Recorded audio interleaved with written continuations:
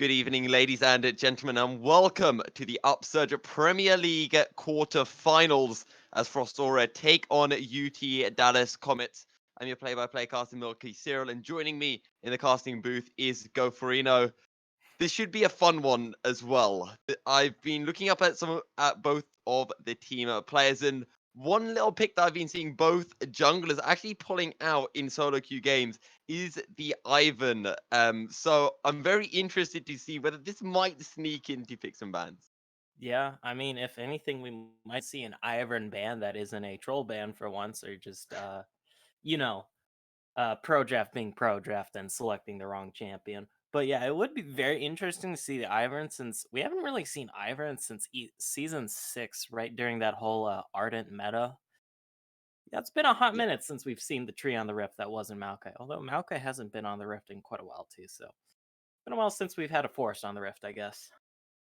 Yeah, and with the changes to preseason as well, so much stuff has switched around, seeing a lot more focus towards the Drakes than Baron as well, and the kind of resurgence of Caitlyn right back up, right to the sharp end of the ADC meta. Yeah, and a lot of that is just changes in the bot lane because it's like Kaisa got nerfed, Zaya got nerfed, not to mention the itemization changes kind of benefited Caitlyn. I'm curious to see how the itemization goes this game because I know there has been some talk about the Storm Razor, although there has also been some talk of just sticking to the IE rush. Who knows? But it's like it put up a lot of different, well, not a lot of different itemizations. It's provided a new itemization path for a lot of AD carries in the bot lane. So it is very interesting to see, but also it's like thing is, if we're gonna see the Caitlyn, we're of course gonna probably see that Morgana here, Milky. And the other thing that's really been intriguing me as well is the changes to Conqueror. Now seeing the likes of the Cassiopeia picking that one up. So I think we're in for quite a few exciting picks in the drafting side. Probably, yeah, because I mean, it's still a general idea of how it's been, but it's like the patch has only been out for like what, a little over a week at this point, so it's like you have like a vague approximation of where things are, but there's probably still some things that haven't been picked up yet. Like maybe that Ivern you were talking about earlier, maybe that's a new secret pocket. And oh, pardon me, you cut out on my end. Just a reminder to all of our viewers how both of these teams have got here. Frost Aura came up from the Mountain Group. They were the first seeds with a split record of 4 wins to 1 loss. UT Dallas Comets coming in from the Infernal Group as a second seeds with a record of 3 wins and 2 losses. So I think both of these teams will be somewhat evenly matched in UT Dallas's group. I believe the top seed went undefeated. So, you know, the Comets aren't going to be an easy pushover, and this is going to be a very, very close best of 3 in my eyes anyway. Yeah. Yeah, we're definitely inbound for an exciting series tonight. Although all of those previous results were during the previous season, so it's like a lot has been thrown out this Um, won't exist really anymore this season. So definitely gonna be interesting to see how the teams have adapted to this new preseason. Because I mean, there's been a lot on the table. yeah. And what everyone seems to mention whenever we get a new patch, especially when we're going into such a big patch change as the preseason is, you look towards the jungle because so often it takes so long to adapt to the new jungle meta. But we've had quite a while now since preseason, and there seems to be a bit of an emphasis on How to these do. early game junglers with those big clears. But we are finally into picks and bans, and there we go. The Ivan ban will come in straight away against Nova bots jungle roster, and the Akali ban will come out from Dallas Comet.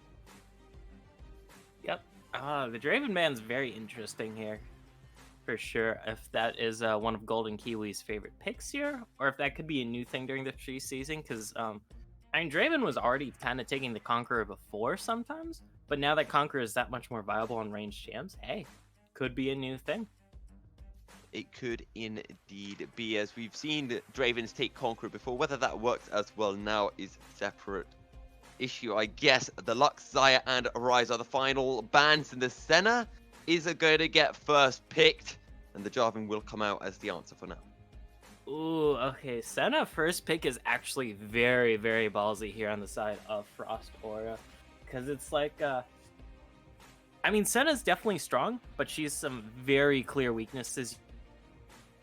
You look for a hook champion picked in the support role, because Blitz and Nautilus can really, really mess up Senna in the lane, because she has to stand still for a lot of her animations, even her auto attack.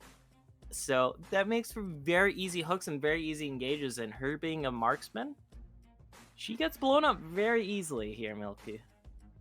The thing that I'm interested to see is whether this is going to be a Senna support or a Senna ADC. As Frost Aura, they will lock themselves in the Aurelia and the Nunu, as Dallas will have the final pick of the first round.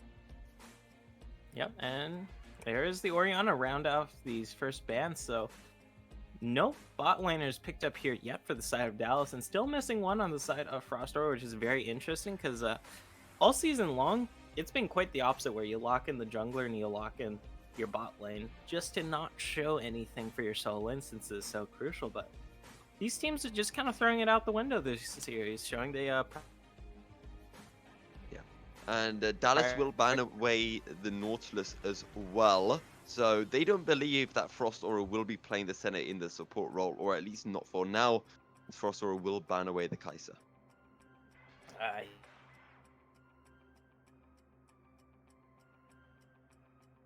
And yeah, Dallas will... I sound...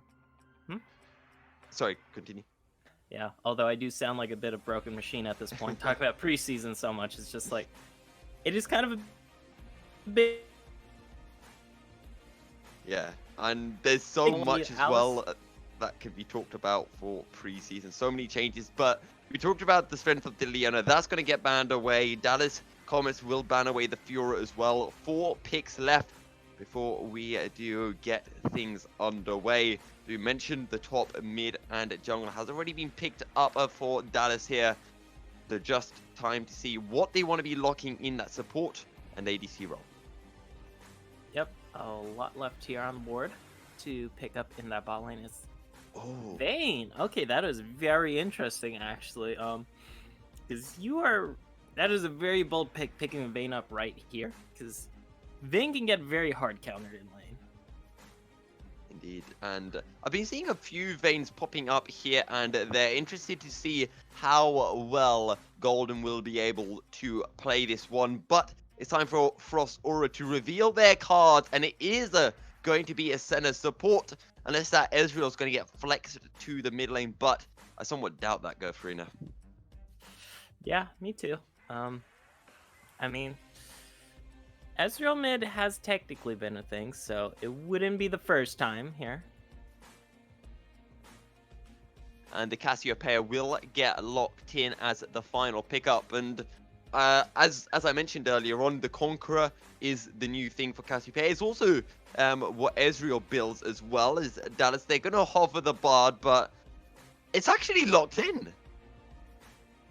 We have a Bard support, guys. That is very interesting. Because Bard Vayne... I don't know if Bard Vayne is great. I guess we'll find out at some point. I'm excited to see this, because obviously the Vayne scales very well, but they need to find this aggression into the Ezreal Senna, and I guess Bard does provide that. Yeah, for sure. Bard can provide a lot to a team comp. And also, I mean, there are the new alcoves down in bot lane.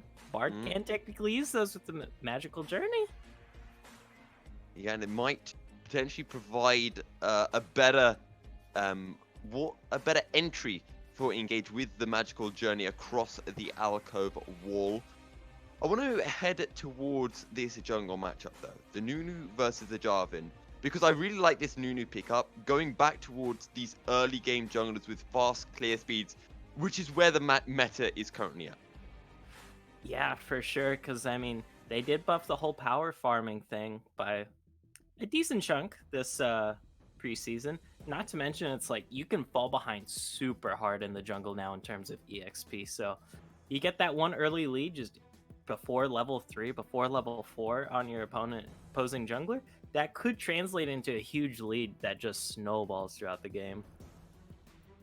And we'll have to see just how well Hunter can play this Nunu.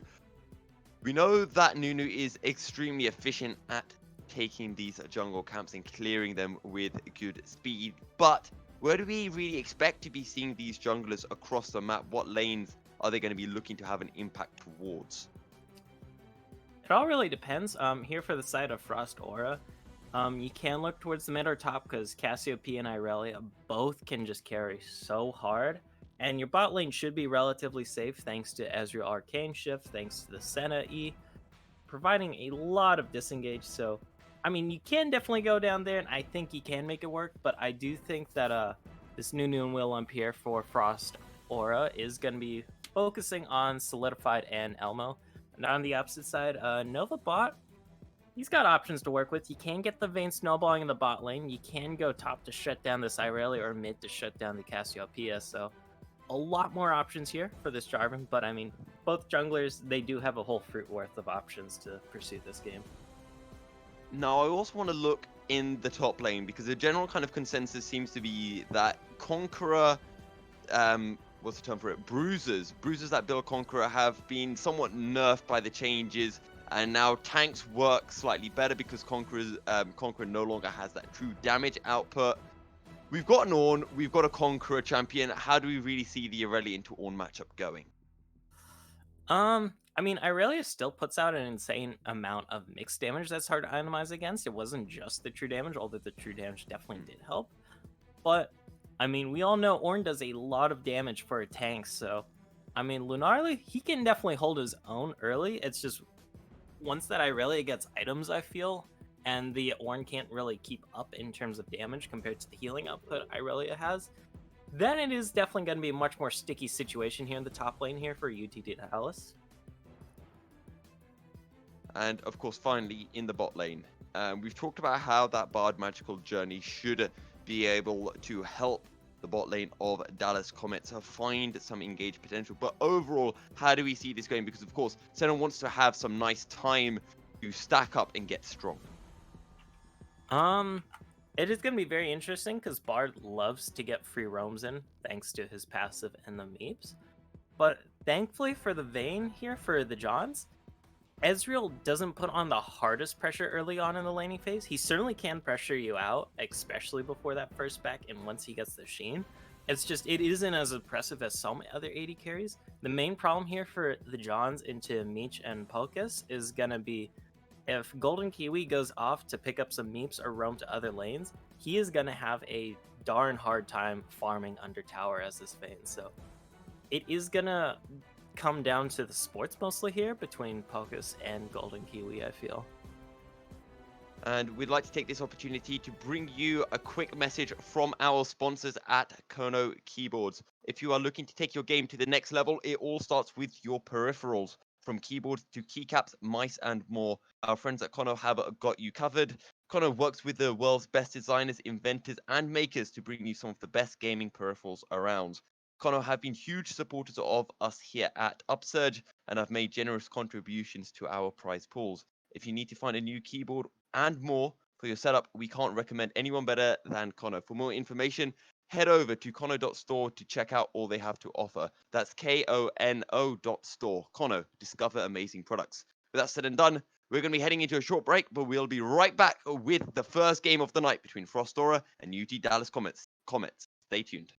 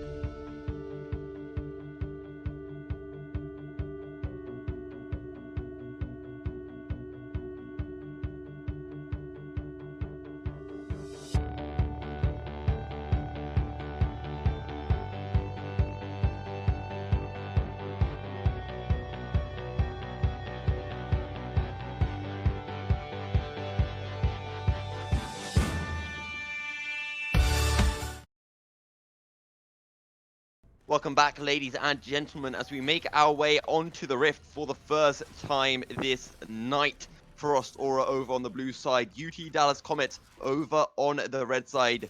No early game invade shenanigans here, Gofrino. It's just going to be a straight up a 5-point start. Yeah, kind of a shame. I mean, neither team has the strongest level 1 here, but if you look at side of UT Dallas, they do have Golden Kiwi on the Bard, and Bard has some of the nastiest level 1 setups, because, I mean, a 2-man stun level 1, anyone would kill for that, and Bard has that level 1. Sadly, we're not going to see that here. Just standard 5-man point here. No harm done on both sides, so... And going back to Golden Kiwi on the Bard, he has taken the Guardian, so we do have the Guardian coming out for the side of Dallas, and not, you know, the aggression with something like an Electric. Yeah, which is interesting. Because I can definitely see the Guardian into hard engage matchups where it can really help, or Supreme Poke matchups, I guess, which Ezreal and Senate do fall under for sure. But I do also feel either the Electrocute, like you mentioned, or even an Airy or Hail of Blades, technically, I've seen some bards take. I feel like that would have been better in the lane just to help push the aggression, because the Johns, he isn't going to have the best time trading on this Vayne early on, outside of the tumble. So just having that little bit extra oomph on this bard to really harass out Meech and Pocus would help a lot in the lane. But, I mean, Guardian, still a good rune on bard. And we talked about Golden Kiwi, and already the Cosmic Binding finds its mark in Pocus, down to half HP after just a very quick, simple trade. And this is what I guess we can be constantly expecting to see come out, as another Cosmic Binding finds its mark, but the Johns will take a little bit of return damage. Yeah, although not much at all thanks to that Bardian Bard there. So, I mean, Golden Kiwi's shown why he's taking this rune already, so props to him for showing us wrong here on the caster desk. Either way, though, those look like level 2 going to be hit here first for the side of Frost Aura, and they're just going to use that to push up a little and get a little bit of priority in the lane. Yeah, and Meech has had a bit of free time while all the focus has been on Pocus too. Bit of poking himself as a Blade Surger forward, but Solidified will take a lot of return damage from the Forge God himself. Oh, Searing Charge in the turret. Now the turnaround potentially as a Flame Breath comes through. Solidified, forced to flash back under his turret. And that's just the early power of Ornn there, because I don't know how, because every game I cast with an Ornn... Oh, the bind lands. Nothing much going with it. But every game I cast with an Ornn in it, I always feel like people underestimate his damage early on, because he can put out insane amounts of damage thanks to the Brittle Clap from his W, and the Bellows Breath does a huge amount of damage as well. But I mean, people just kind of go like, he's a tank, you know. Yeah. Well, Solidified will not think that. He flashes straight away. He says, no way am I letting you go on me while I'm so low. No kills just yet. 3.5 minutes into the game. We will be having the first Drake coming up in 1 minute and 15 seconds. And that is going to be an Infernal. But again, my eyes are glued onto Golden Kiwi. He's looking for a potential way and looking to find those Cosmic Bindings. And he's landed so many of them already so far. Yeah, although it would be... I feel like he needs Nova Bot for this, because he would be walking into a little bit of a minion wave, and he'd be a little from the Johns. He is going to find Meech here. And the Cosmic Binding won't find the stun, and neither will Pocus be able to find anything, but it will just be the magical journey back to his side of the lane. And the Golden Kiwi can just keep on looking to find that CC. Yeah, although this is good on the Golden Kiwi's part, because he's keeping the Frost Aura bot lane on their toes here. And that's just giving the Johns free time to farm in this lane, which is pretty good for a Vayne, because usually she gets pretty harassed out. But only 4 CS behind on this Vayne, not really that much of a health deficit. This is pretty good for a Vayne, all things considered. Oh, some poke coming down as the Cosmic Binding won't find any CC, will just find some damage. But Johns, whenever he steps up, whenever he tries to find a little bit of damage, that's when we see Frost Aura turning things around. But I want to go back to the jungles, because Novabot and Hunter, we hyped them up. Both early game and junglers, a little bit more so for Hunter. We haven't seen them have any presence yet. Both of them just focusing on the farming, although I think Hunter did have a little bit of a look towards that top lane. Yeah, Hunter's having a little bit of luck in the bot lane with that snowballing queued up. We'll see how this goes. Here it comes. Here it comes, but not in range at all, and the tumble will be more than enough for Johns to get out of range of the snowball. Yeah, it should also be noted that Vayne is one of the best ADCs for stuffing Nunu engage, because it is very easy to fire off the condemn, then just tumble to the left, and that Nunu can't go in with the snowball anymore. It's not foolproof, but it's pretty solid. As well, we're going to be seeing Golden Kiwi using that magical journey as he constantly tries to fish for those cosmic bindings, and if it doesn't work, well, the magical journey takes him back out to safety. As Johns will be forced back, is Meech playing aggressive around the wave, looking to find those mystic shots. Ooh, we might have a little collapse around the dragon here, because Frost Aura was sneakily sneaking that. Oh, but flag there's and a drag. He'll find the knockup, but the miasma comes through sharp. Oh, double flash away from the ultimate. Novabot will be forced to run. Here comes the call of the Forge God, potentially looking to turn it around once again. A Cosmic Binding will find his mark, but the damage is there, and Sharp will pick up the kill. First Blood going over to Frostora, but the Vanguard's Edge coming in, and the Irelia, once more solidified, will find the kill onto Kiwi. Now Lunarly in a sticky situation. CC comes down onto Nova, who will get taken down. Meech picks up that kill as Dallas looks to keep on turning this around. More poke through from the center. Elmo flash away coming out from pardon me, flash out coming away from Johns, but he's got nowhere to go really. He should get the execute. Oh, no. No, 15 seconds hadn't passed it. Either way, though, that is a 3-for-1 here in the favor of Frost Aura, which is really dominating. They also got the first blood, if I'm not mistaken, and just absolutely huge by them. The biggest part of that fight, though, was Elmo and Hunter both flashing out of that shockwave, because had they not, that could have gone much more southward for those two. But in the end, they're able to outplay that and get their team to 3-for-1 here. Yeah, they get the Drake as well. If I'm not mistaken, I believe Sharp picked up the kill first? No, I think you're right. I think it was Frostora who got first blood. But regardless, it is a 1k goal lead in the favor of Frostora as Golden steps forward. Won't quite be able to find enough damage or the CC to go in. And to be fair, we didn't exactly expect Johns to be having the best of laning phases on this Vayne. Yeah, but now it's much worse now that he's a kill and assist down. All in the top lane, but nothing too much coming of it. Just a cheeky little slap from Lunarly. But yeah, going back to the bot lane, like you said, didn't expect Vayne to be doing all too well here for the Johns, but he was doing well, all things considered, up until that fight, because doing well in lane on Vayne isn't actually winning lane, it's just going even in lane. Here comes the snowball, though. The snowball will come in. Johns is struggling to get out of this one. He gets hit in the alcove. The TP is getting channeled, but Lunarly not going to be able to do anything. Hunter, though, is going to be able to heal up. And now they're turning onto the old magical journey. Will take him out to safety as two-shot barrage comes in. Not going to be able to find his mark. Novabot looking aggressive. Won't go in with a flag and drag as the shockwave is available for Sharp, but he won't be able to find the setup. Yeah, but that is still 1-for-0 in the favor of Frost Aura here, and that was also with all those members of UT Dallas committed. Look at the two solo laners here for Frost Aura on the map. They're just getting a bunch of solo plates for themselves. One in the mid lane and either one or two in the top lane here. Yep, just one. So that is a huge win here for the side of Frost Aura, because not only did they commit less people, but they got much more out of it. Yeah, Frostora having a fantastic early game at the minute. There's another 120 gold will go into the pockets of Solidified. Now, Shelly is up on the Rift, and we will be having the Ocean, or I should say our second elemental Drake of the game, up in 1 minute 30, which means that the soul of the Rift is either going to be a mountain or a cloud drake. Yeah, I haven't seen a Cloud Dragon yet this season, so I do want to see that, although that's a bit of bias and not really analytical there. But hey, would be interesting to see.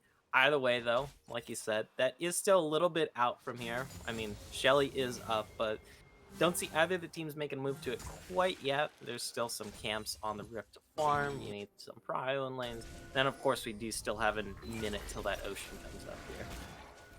Hunter looking to clear out a bit of vision for now before actually the start onto the Rift Herald, but Hunter will just pick up the Scuttle Crab first and foremostly.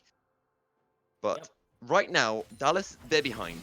2k goal down. What is the way back in for them? Where do they look to find a way back into this game? I mean, they just need to stop bleeding and get themselves a kill or two, and that's gonna really shrink this gold lead here, because they aren't super far behind. It's mostly just like some CS leads in the bot lane, and just the kill difference and the plate difference. So if they're able to get a kill or two for themselves here, they'll narrow it down to about 1k lead here. So they're definitely not out of it yet in terms of who you want to get rolling here. Definitely either Sharp or the Johns. Two men coming down as the ultimate will find his mark. Flash away, the condemn comes through. Shockwave will be able to find his mark onto Focus, who is very low, but the ultimate will find the kill onto Johns. Another kill for Frostora, and here comes the rest of the squad, because Ever Snowball not quite going to be able to find his mark. Magical Journey will take the Dallas Comets out to safety, but Frostora, they don't mind. They will look for this Ocean Drake, which has now spawned. Yeah, and we're just talking about here for the side of UT Dallas. They just need that kill or two to get back in the game, and they try and get that, but it just falls flat on its face, and now they're another kill down, and it looks like they're going to be down the other dragon here. There's like a drag cataclysm onto Pockets. Pockets is going to get taken down. Call of the Forge God coming in, Searing Charge finds a double knock-up as the Vanguard's edge come down. Elmo, so low, but he's going to be able to survive for a really long time. The Conqueror coming in, the flash away. Hunter picks up the kill, and Elmo will survive as a Mystic shot narrowly misses its mark. It's going to be 2 kills for 1, but once again it's in favor of Solidified, who also pick up the second Drake. And they were so close there, UT Dallas, to making that a 3 for 2, but the healing from Conqueror on this Cassiopeia for Elmo and Hunter's just natural tankiness proved too much for them, the 4-man squad. And keep in mind, that was also a 4 versus 5. Imagine if the Johns had been alive and to help there. Things could have gone a lot differently, but this is the reality we're left with here, Melky. And UTD Dallas, they're just falling further and further behind with each passing minute, it feels. 12 minutes into this game, and now 3k gold down. It seems to be about a loss of 1k gold per fight here for the side of the Dallas Comets. Now, with the Drakes down and not going to be back up for another 4 minutes, we will be seeing potentially a bit more focus towards the Rift Herald. Yeah, I mean, we even see pings on it right now, and with this lead, Frostora has nap for themselves. I mean, they can just go for it, honestly. I mean, obviously there does need to be some setup involved, but it's going to be pretty easy setup. Golden Kiwi, though. Oh, Pockets is going to be able to find his mark, but the CC will come through, no further chase, but Meat was looking a little bit aggressive, decides not to commit with the Arcane Shift. As Biggest Ever Snowball going to be able to find his mark. Hunter picks up the Scuttle Crab and now Solidified looking to join in. Actually, Lunarly picked up the Scuttle, but that's not going to be enough to save his life as a Miasma comes through. Lunarly will get taken down as Elmo picks up the kill. Yeah, and now it's going to be Herald on the plate here for the side of Frostora. And this gold lead has just kept growing, but honestly, now once they get that Rift Herald, once they have it smash into a tower and take down a lot of its health, even get a first tower here potentially, that's just going to make it so big. But UT Dallas, they have something to say about it. And they have the Shockwave available as well from Sharp. It's a 3v2. Novabot goes in. Cataclysm onto Elmo. Scuttle Crab will be secured and Shockwave comes in. And that's going to be Novabot down. Now they look towards Sharp. Vanguard's edge comes in. Solidified with the flawless duet. Will pick up the second kill. Yeah, and then also in the bot lane, we saw a 2 for 0 here in the favor of Frostora. Now it's 12-2 in kills here, Milkian. A 6k gold lead. Things are just going so terribly here for the side of UTD Dallas. Like, you just have to wonder what went wrong this game, and honestly, a lot of it just kind of comes down to they got outplayed in a few certain situations, and those few certain situations have just added up to where we are right now. One outer turret down, make that 2 outer turrets down. Frost Aura up ahead in every way possible. And now commanding almost an 8k goal lead. This game is snowballing fast out of Dallas Comets' control. Yeah, every single lane here on the side of Frost Aura has a substantial gold lead too. We're talking about at least 1,000 gold in each roll. So it's not even like UTD Dallas can look at one of their lanes and go like, you know what, at least you did well. You can carry us this game. No, that's not the case, as we do have a fight in the top lane. Solidified looking aggressive. He doesn't have the Vanguard's edge, but here comes a bigger Surfer Snowball. Will be able to find his mark. Novabot not too far away, but Lunarly is already down and out. Yeah, and that is just awful here for Lunarly because Solidified, he's able to get that Triforce here before Lunarly was able to complete that Sunfire Cape. Just completed it now, but that's just the power of all these kills he's gotten, all the global objectives his team's gotten. Now it's looking like he might be getting a tower for himself potentially, and that'll just help snowball him even harder. And we're talking about how there would be a certain point in this Irelia-Ornn matchup where Solidified will just be completely unstoppable. And it feels like we've already reached that point. Yeah, as the third outer turret is now going to fall in the top lane. And the map control is well in favor of Frost Aura. As Meat also picked up the blue buff, 13 kills to 2, and still at an 8k gold advantage. We've got the Cloud Drake spawning in at 25 seconds, and most surely that's going to be the focus for Frost Aura here. Yeah, and I mean, it should just be more of a blip on their map at this point with how far ahead they are. They should just be like, oh, hey, it's fun. Why don't we just grab it? It's like, yeah, sure. Who's going to stop us? Because it's like, we've seen what's happened when UTD Chalice tries to stop the dragon, and both times that's happened, hasn't worked out too well for them, sadly. So, but it does look like they are going to give it another go here, because you don't want to give up that Cloud Soul to the enemy team. Dallas will most certainly try, but it could be just them going into the meat grinder. Full of the Forge God will come out, the Flash forward, Petrify Gaze, Miasma as well. Vanguard's edge finds a 3. This is a big fight. Shockwave comes in, doesn't quite find enough damage. John's very low. John's will get taken down. It's already 4 kills for nothing. Blade Surge onto Lunarly, and that is the ace for Frost Aura. They will now look towards the Cloud Drake. And a beautiful Flash Petrifying Glaze coming out there from the side of Frost Aura really secured that fight, but also that huge Dawning Shadow coming out from Pockets there to shield his entire team from any damage they might receive. This ultimately won that fight there. Well, that and their huge gold lead, but hey, it certainly helps when you have those massive outplays on your side. But that's going to nab him the dragon, this tower, and even more potentially as we even have Elmo pushing up in that bot lane. Oof, things are going to be a lot more rough here once that Baron is an objective they can take as well. And now sporting a 12k goal lead. They pick up their first inner turret of the game on that mid lane. Now, Baron is going to be up in 2 minutes time. And, well, the 4th elemental Drake of the game up in 4 minutes. As Frost Aura, they have picked up every single Drake so far. Yeah, and I don't think there's going to be much to stop them from getting that 4th one and getting that Cloud Soul. So now they're going to be able to just, well, when they do get that, assuming they do get it, which they probably will, they'll just get that massive movement speed buff. But also it's going to be 20% ultimate cooldown CDR, which is massive on their team. Like, just imagine all the Vanguard's edges you can throw out for trading purposes only from Solidified, or just how spammable the True Shot Barrage will be for clearing waves, poking, or just starting off team fights. It's like, it's packing a lot of hidden power here for the side of Frost Aura. And UTD Dallas, they already have more than enough power that they can handle invisibly, but when you throw in that invisible power there, it really, really pushes it over the edge. Indeed. But I'm just trying to think of a way for Dallas to come back into this, because they without a doubt tried at that Drake pit, but you just have to feel that that was at the wrong time, and now the Miasma comes through, but not quite going to be able to find its mark. Elmo and Solidified will just back up for now, as Frost Aura, they look to pick up the inner turret in the top lane. Yep, and we might just have a 4 versus 4 here with Sharp in the bot lane. He does have teleport to join this fight, but by the time he finishes that teleport, his team might be dead. There's the Cosmic Portal.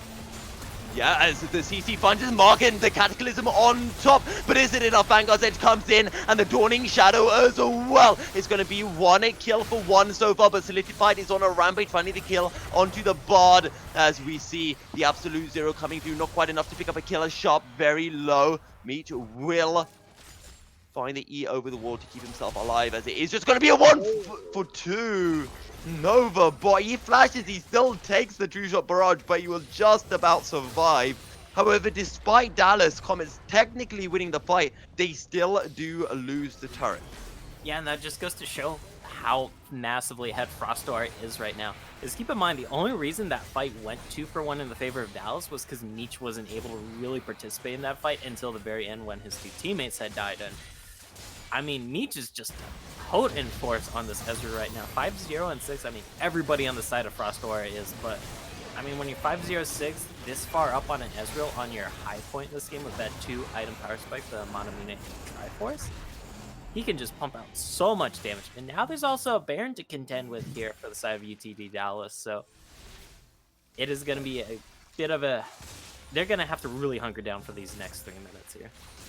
And you hate to say it, but this game couldn't really have been much more one-sided than it already is. 20 minutes in, and the Baron has already been picked up. Frostormos surely are just going to push in the waves and then look to turn towards this 4th Drake of the game and pick up that Cloud Soul. For sure, yeah, because, I mean, the map is yours at this point if you're Frostor. Like, they've won everything they've taken, and even in that last fight where they lost something, they're still able to get something off the top of it objective-wise in that top inner turret. So, I mean, what is UT Dallas gonna do? Like, the Johns hasn't even finished his Ginsus yet on this fan. Like, he really needs that Ginsus to come online, but will the game last long enough for him to get that? Because he also had to get... Ooh, might have a little bit of a fight here. Magical journey over the wall as biggest ever snowball comes through. But the Tempered Fate not going to be able to find its mark in the... Well, Frostor, they're just happy to sit back, just keep protecting those Baron empowered cannon minions and sieging on the final inner turret. And the final turret will fall. Just the base left. And Frostor will begin their siege. Yeah, and UTD Dallas, they're gonna have to do something about this, but we've seen what happens when they try and make something happen all game, so you have to feel like it's just a matter of time here before Frostor wins. Granted, I mean, UTD Dallas, they do technically still have that scaling in the Orianna and Bane, so all they gotta do here is hold out. Now, we have the Cloud Drake has spawned, but it's going to be a one-man mission from a Hunter to pick that up. As well, the call to the rest of the team is just stay around, but don't do anything daft. Yeah, because, I mean, you don't want to go for anything foolish here if you're Frostor. You don't want to pump any life into this UTD Dallas team, so just play it safe. You have the gold lead to just basically auto-win this game. Like, it's almost 13,000 at this point. Like, you kind of have to try to lose at this point, but there's the world's biggest snowball. It's gonna hit the Johns for a lot. Will indeed, as the last embrace is just getting thrown out by Pockets. Call of the Forge God comes in. The redemption as well, but do Frostor want to fight this? No, they're just going to disengage her for now as well.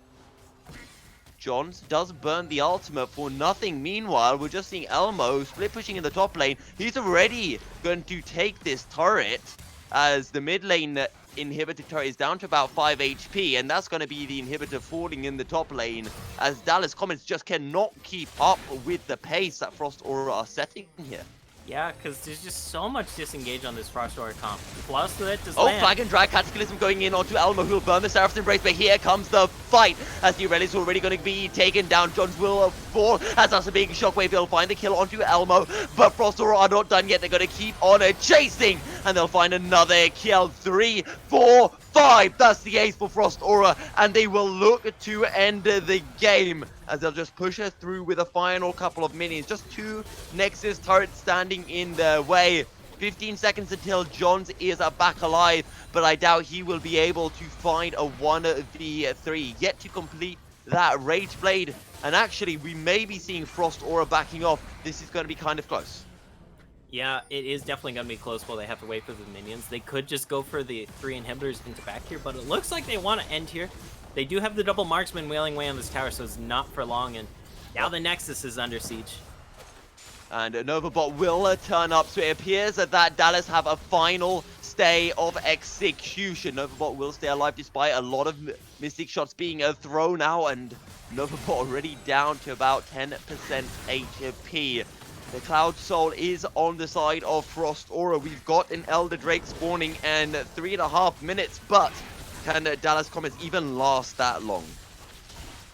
With 3 inhibitors down, probably not. But 3 I mean, inhibitors and 2 Nexus turrets down.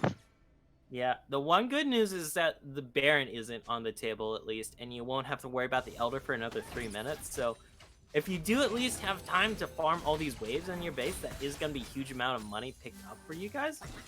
But it's like, you are just so far off. Like, we are only just now seeing Ornn items being completed for other members here. And Lunarly, he only has 1 Ornn item himself. Working towards that second item, like, man's working with components. While Solidified, he already has 2 full items and those boots. Here's the world's biggest snowball. Biggest ever snowball will come through, finds a 2-man knockoff as that is huge! 2 kills already, and Frost Aura 1 or more. They will keep the chaser going. Lunarly will get taken down. Redemption is far too late, and the CC lands onto Novabot. Kill under turret, as that's going to be 2 going over to UT Dallas, but it doesn't matter. The Nexus is well and truly open and under attack. Elmo goes under turret. Elmo finds the ace with the twin fangs, and Frost Aura will take game 1.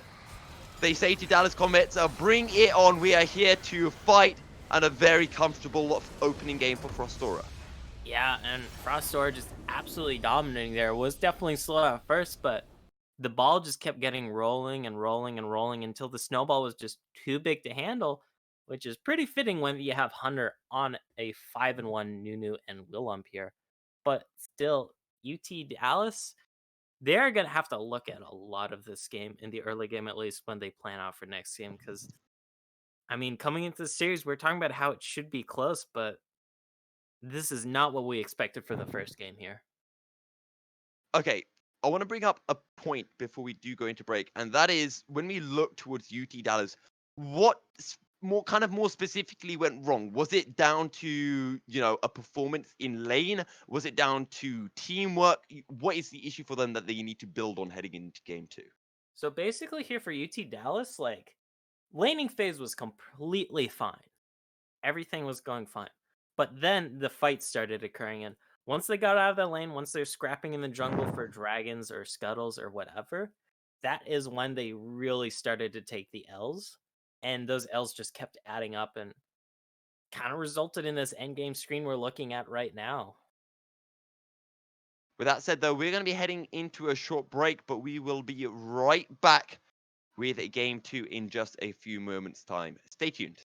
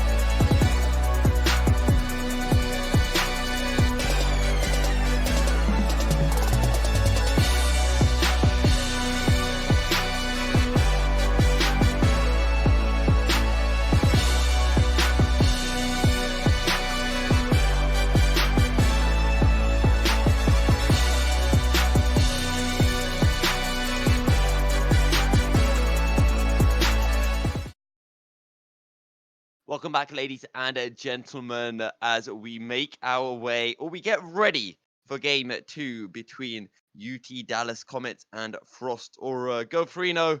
Frost Aura took game 1 rather convincingly, and heading into game 2, I have a sneaky suspicion that there might be a Senna getting banned. Perhaps, yeah, because we saw just how effective that piercing darkness was in the bot lane for just continual harassment. And it did add up over time, but also just how effective the Dawning Shadow ultimate was in team fights. Because shielding your entire team comp against an Orianna J4 Wombo combo is pretty damn huge here. Yeah, the other thing I want to bring up is you mentioned how against the center you want to see something like a blitzcrank, some aggression to come through. But one of the things that I particularly was noticing is that whenever Golden Kiwi was able to land those cosmic bindings, and to be fair, he landed quite a few at the start. Johns just was too scared to really step up and drop down that damage as the Vayne. So I maybe feel they could have gone for something more aggressive in that ADC role. Yeah, potentially. The thing is with the Bard is like as an ADC, assuming the Bard takes more like a more aggressive path, you don't usually have to help the Bard trade. The Bard is more than capable of trading himself because basically a Bard trade is he gets a stun on you, then he autos you, or he just walks up, throws out the Q, autos you, walks away. That's all he needs to do usually. So by the time Johns would have been able to participate in that, even if he tumbles forward, we would have most likely been done here in the trade here for Golden Kiwi. So I mean, I do feel like the Johns play that well, but yeah, I do agree. Vayne Bard, maybe not the most best combo together, but we are into pick and ban here for game number 2. And I got very excited for a second because I saw the Ivan showing up, and then I realized that it was a ban. So, and then I dropped. But we are going to be seeing the Nunu Respect ban away from Nova Bot, as the Cassiopeia is going to get picked up for UTD and the center once again for Frost Aura. For sure, yeah. And the Cassiopeia was also a pretty huge thing last game for Elmo because, I mean, we're talking about in that last fight around that Cloud Dragon where he just got that beautiful Flash Petrifying Gaze off. And now you have to play with it yourself here for the side of UT Dallas. So we'll see how Sharp is able to perform on it. He definitely did perform fairly decently well in the Orianna early on. He was 2-0 at some point while his teammates didn't have any kills. So definitely performing better compared to his teammates, and Cassiopeia can definitely hard carry much more than the Orianna, just due to her insane DPS. But we will have to see how that works out here. Yeah, we will have to see how it does pan out. The Akali was banned in game 1, but not for game 2, and Frost Aura will pick that up as UTD take the Nautilus for themselves. Yeah, and I mean, that is the pick we wanted to see here in last ban phase, and because basically Nautilus hook City on Senna. Whenever the Senna walks up, tries to do anything, hook her. She even looks at you, hook at her. Because we know how much damage Nautilus can put out against a marksman.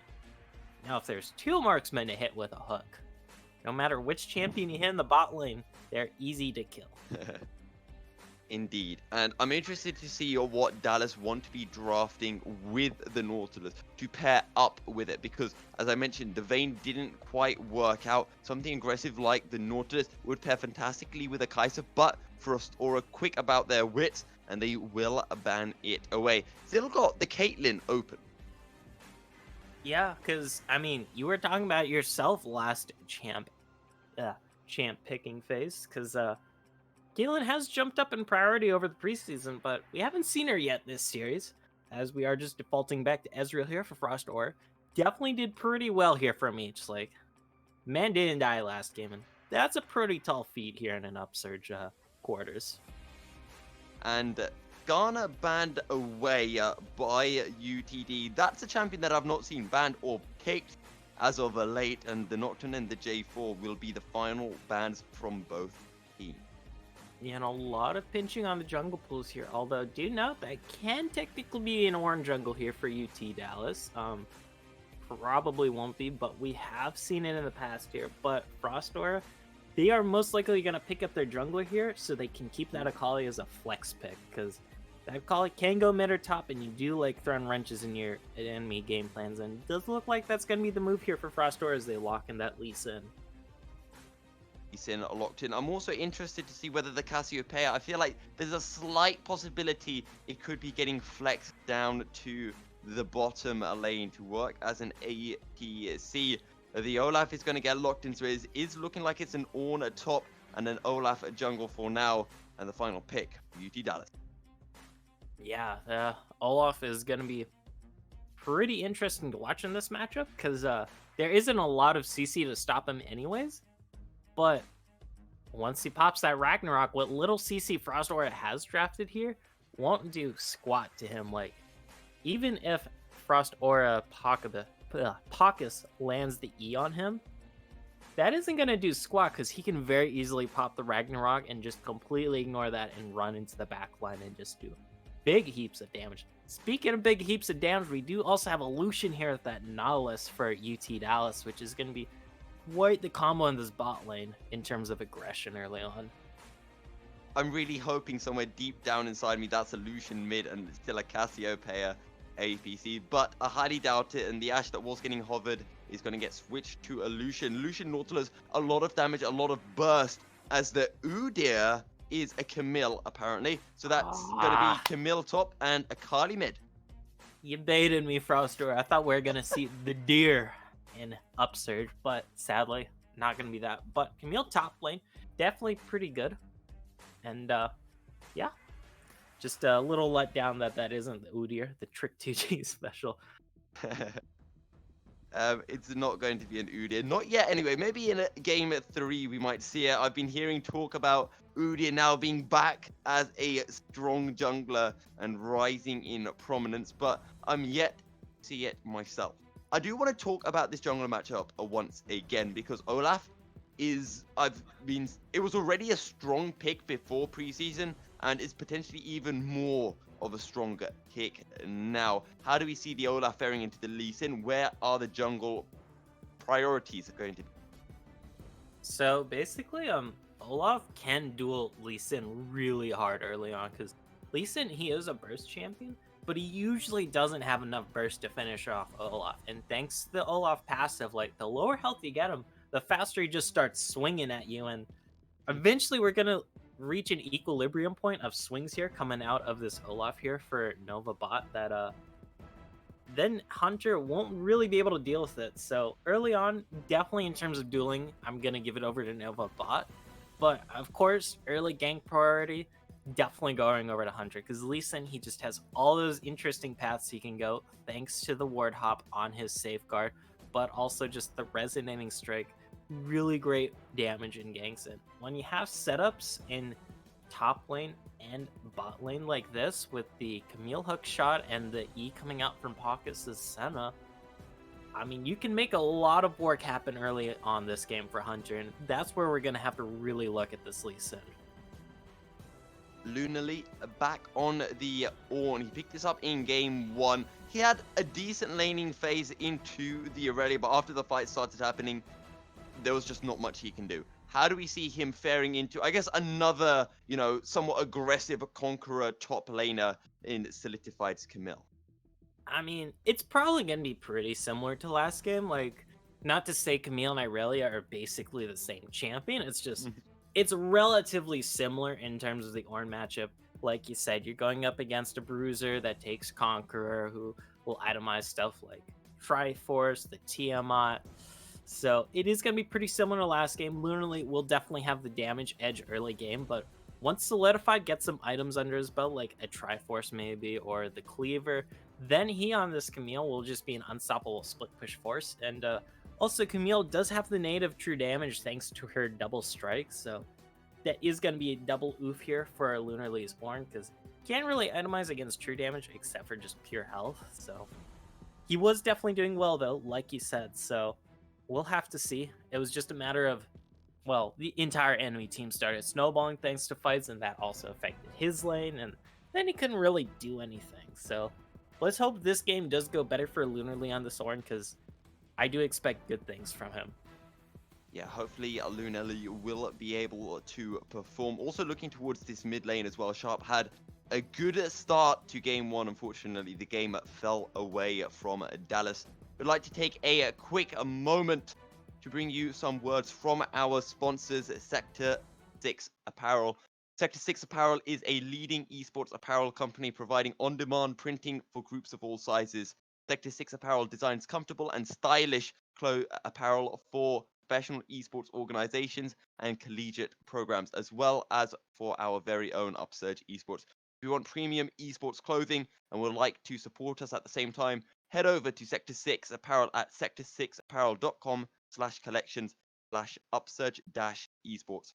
Once again, that's sector6apparel.com/collections/upsurge-esports. Check out Sector 6 Apparel today and rep Upsurge Esports or your favorite team in style today. With that said and done, though, we're going to be heading into a short break, and we'll be right back for Game 2 as Frost Aura look to take the clean sweep against Dallas Comets.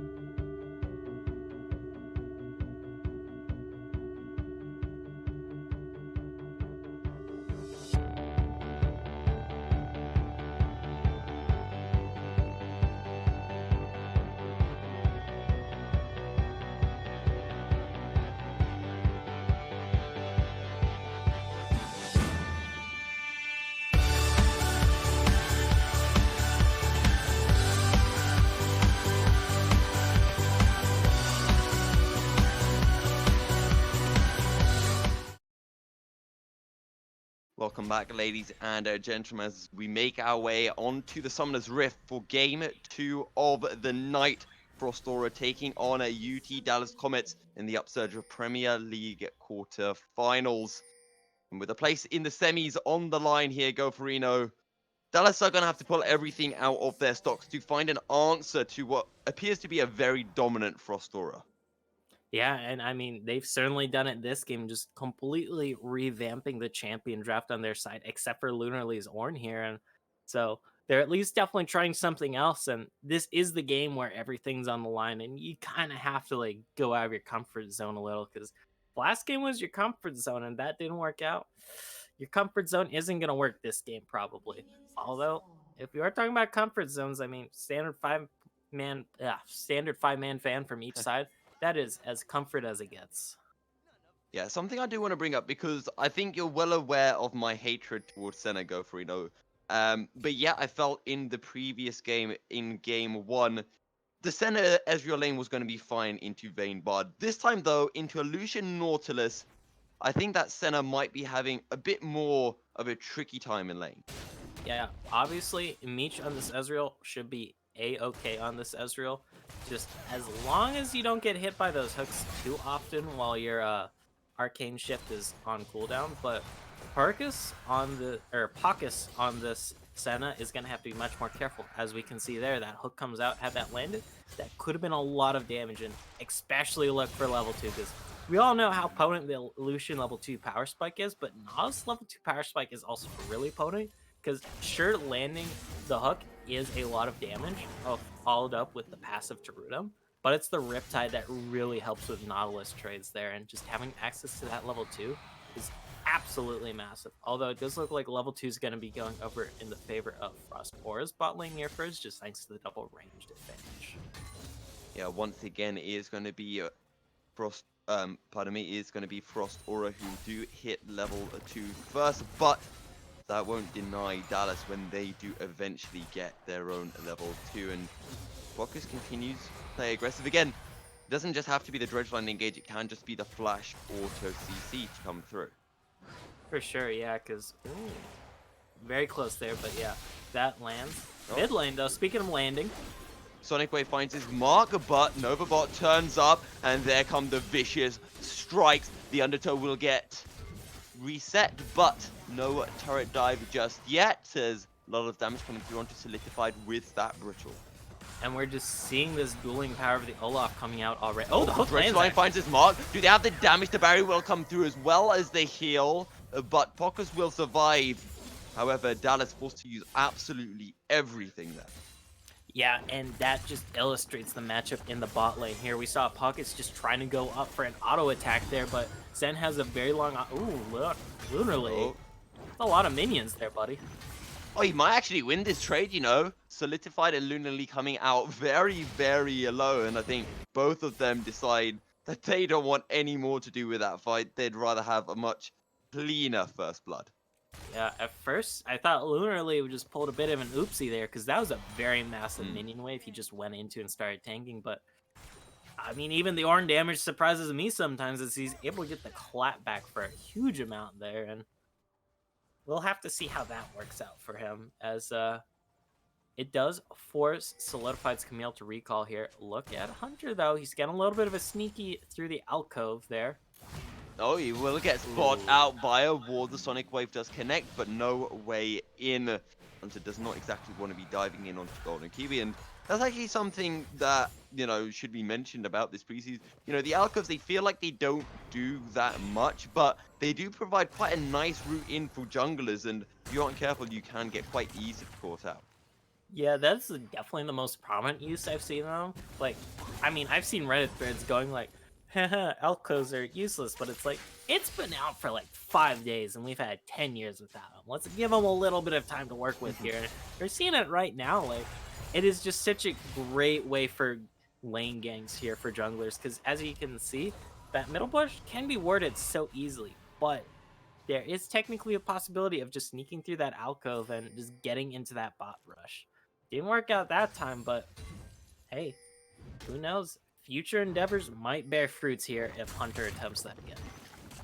Jones and Kiwi trying to be a little bit sneaky in the bot lane, but they get spotted out by a ward in, you mentioned the middle brush in lane. Jones and Kiwi will just keep on pushing for now. CS still even between both ADCs, but starting to see a bit of a CS discrepancy appearing in the top and mid lane as well. Dallas Comets will be going for the Drake, and this time they will take the first Drake of the game.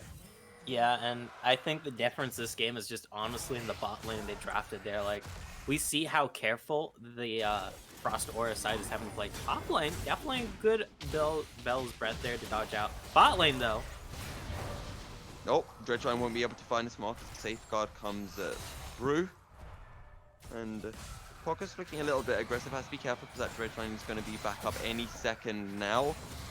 But Hunter is still nearby as more and more poke getting fired out by the Frost Aura bot lane. Yeah, and that's what they honestly have to do in this matchup, because the Piercing Darkness and the Mystic Shot can provide a lot of poke. And you want to whittle down the Johns and Golden Kiwi here to the point where when they do finally land that Dredge line, that they're going to be too low. Oh, Hextech Ultimatum coming through in the top lane. Call of the Forge God will come out. But is it enough? It may very well be if he can get the Brittle proc off, but no, he cannot. As in the bot lane, the Ignite takes it down. And that's going to be Pockers falling. But it doesn't matter because Frost Aura have already picked up a first blood in the top lane. 1-for-1 across the map. Yeah, and just Lunarly underestimating his opponent's damage there in the top lane. We saw that level 6 come out for Solidified and immediately pressing the Hextech Ultimate and just keep that Worm trapped in there. And he can't really do squat against this Camille in that little octagon of death. Bot lane, though, I mean, that's kind of what we expected there. Weren't able to see it, but Dredge line lands, Ascena dies. Precisely so. And Pockers even had the barrier back up, but there's too much damage coming through. Going back to that top lane trade though, Lunarly, he landed the Call of the Forge God. He could have backed out, he could have flashed out even, but he decided to play aggressively, trying to get the Brittle proc off as another Dredge line going to be able to find his mark, this time onto Elmo. No collapse coming out, as Elmo will be nice and safe. Yeah, for sure. Thankfully for him, because that could have gotten much more wrong had it not been for that root coming out from Pokus. So definitely a good bit of teamwork there. But either way, it is going to force this Akali to back here for Elmo, and he is down a decent amount of CS here.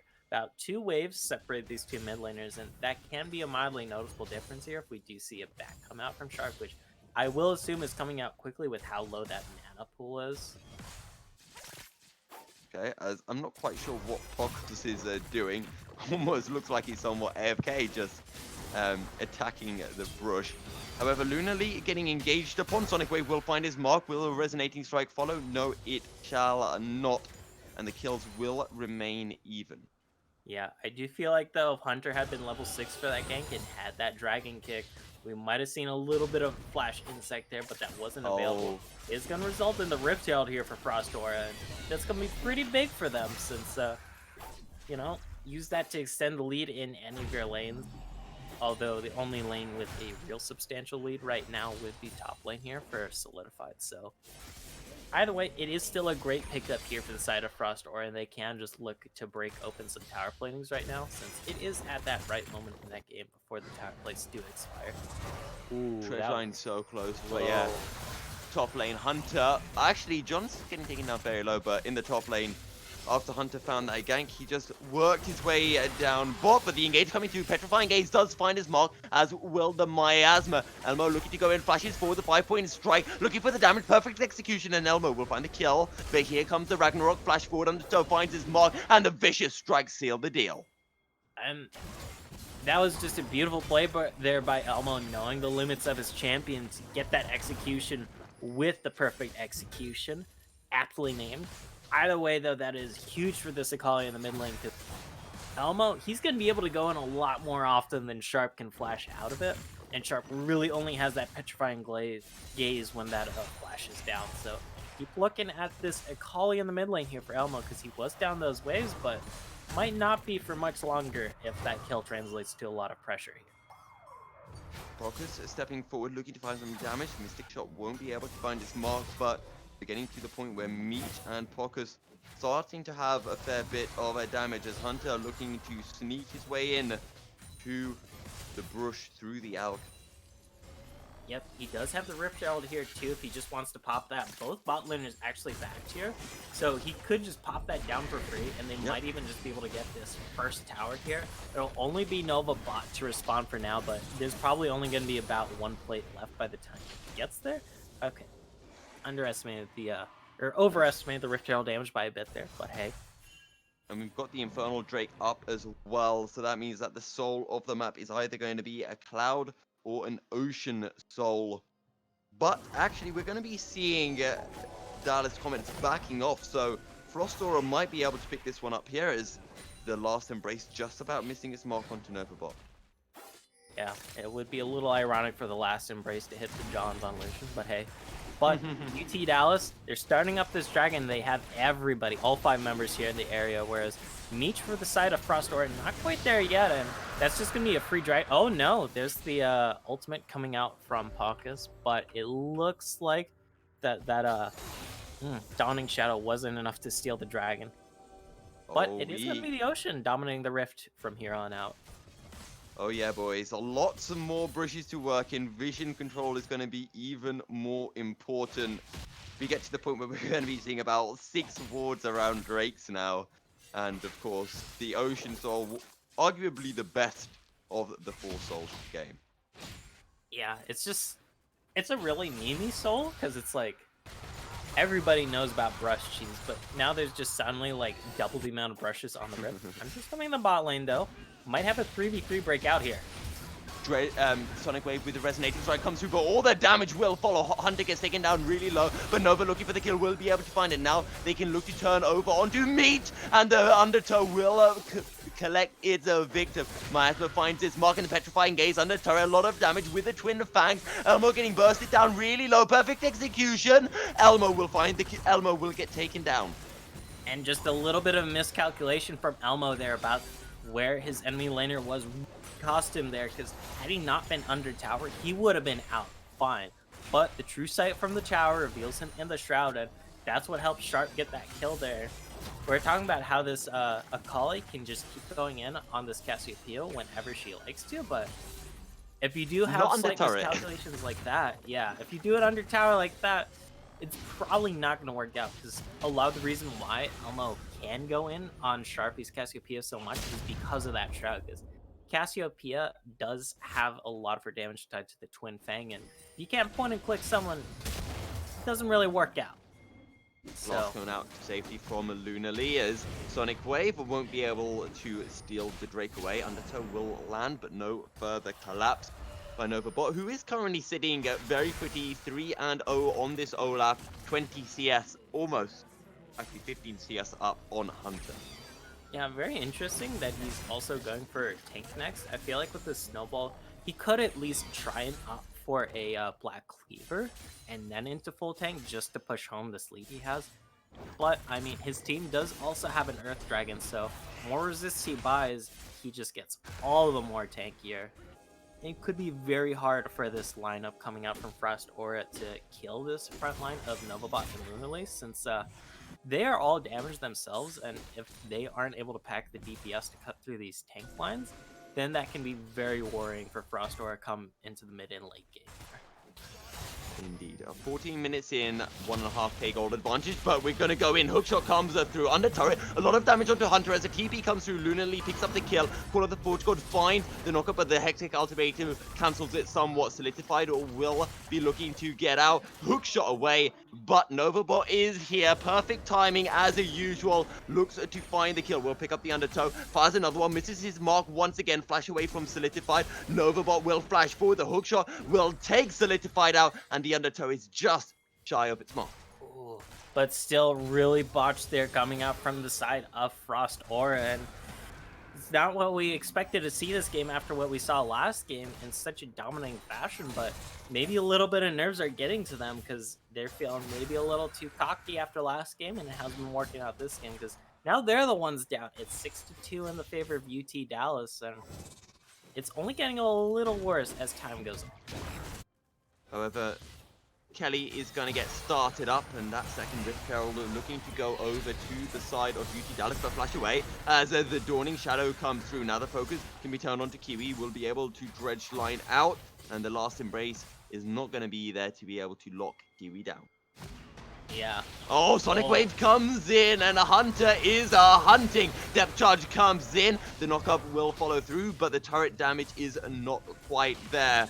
And now Dallas Comets will be looking for this first turret. Oh, but the engaged Hunter gets taken down. He tanks the turret shot, too many. And now they turn it towards Pocus, as Lunarly looking to pick this one up as the Bellows Breath comes through, and that's going to be the kill with the Brittle as a Meat looking to find some return damage. Solidified, teleporting in, looking for Johns. Surely will be able to find the kill, and will indeed be able to do so. Petrifying Gaze comes up, but not going to be able to find his markers. Elmo has turned up from somewhere. You do not want to be running into this one. And here, as we see, Call of the Forge God going to miss its mark, but the chase, is it still going to come through? No, it will not, as the Dallas Comets will turn towards the first Ocean Drake of the game. And that was absolutely huge. What started off initially in the favor of Frost Aura there just flips on its head quickly there. Lunarly with the ASAP teleport down, and Sharpie just able to get there ASAP himself, just really turned that fight, which was initially a 1-for-0, but it was a very long 1-for-0, and that's what allowed UT Dallas to get all their members down there in time. And ultimately, it's a 2-for-1 in the favor of UT Dallas, and they also get the Ocean Dragon on top of that, pushing them to 3 buffs. So they're just one off of forcing that Elder to spawn and getting themselves the Ocean Soul. However, that being said, the gold is still somewhat close, not even at the 2k mark just yet. So, unlike in game 1, there is a chance for the losing team to be getting back in this game, and it's not a long shot. It's not a long shot for sure, although it's going to be a long journey indeed, because they do really have to worry about the Dragon game, and if they want to play catch-up in the Dragon game, they are 3 buffs down, and so they would have to get the next 4 dragons. Of course, they don't have to. They could just get a dragon for themselves and then just delay that.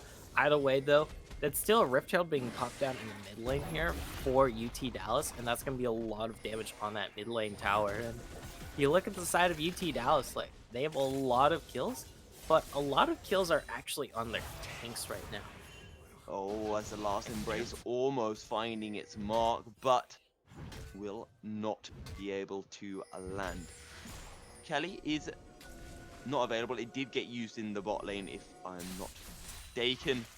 But Dallas looking for their next big fight. Novabot and Lunarly are so far ahead right now, and surely they will need those two in any fight that they wish to take. For sure, yeah. Although thankfully, their bot lane is also up thanks to all of these assists picked up here for the Johns and Golden Kiwi.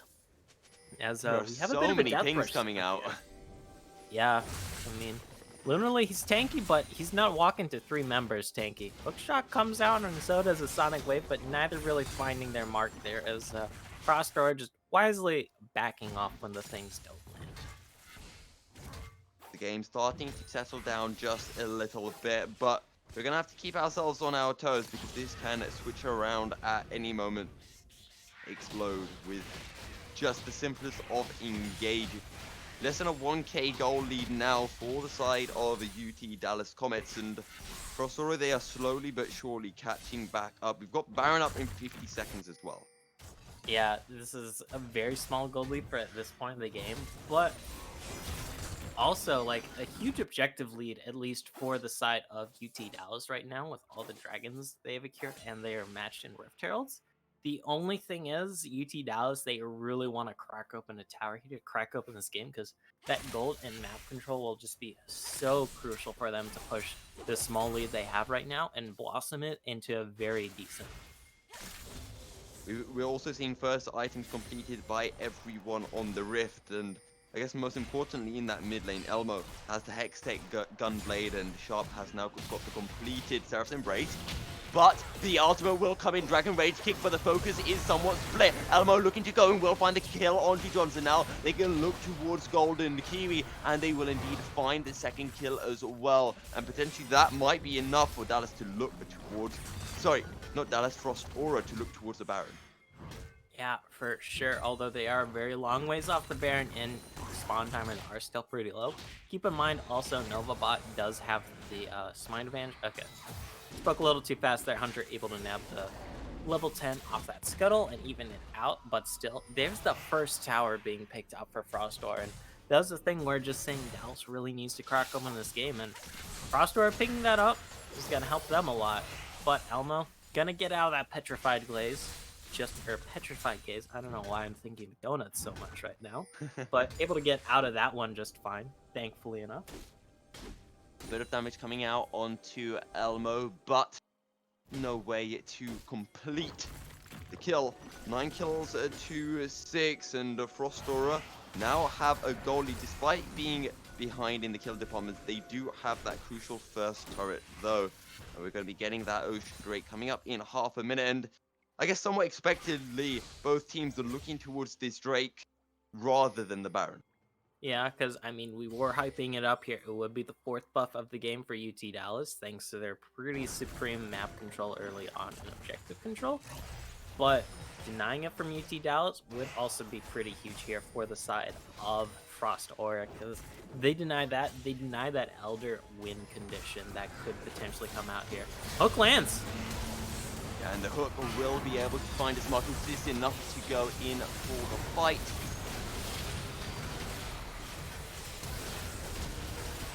You're going to have to take this one away. I'm lagging behind. Oh, okay, yeah. As a huge team fight, still breaking out here. 2 already dead here on the side of UT Dallas compared to the 3 for Frost.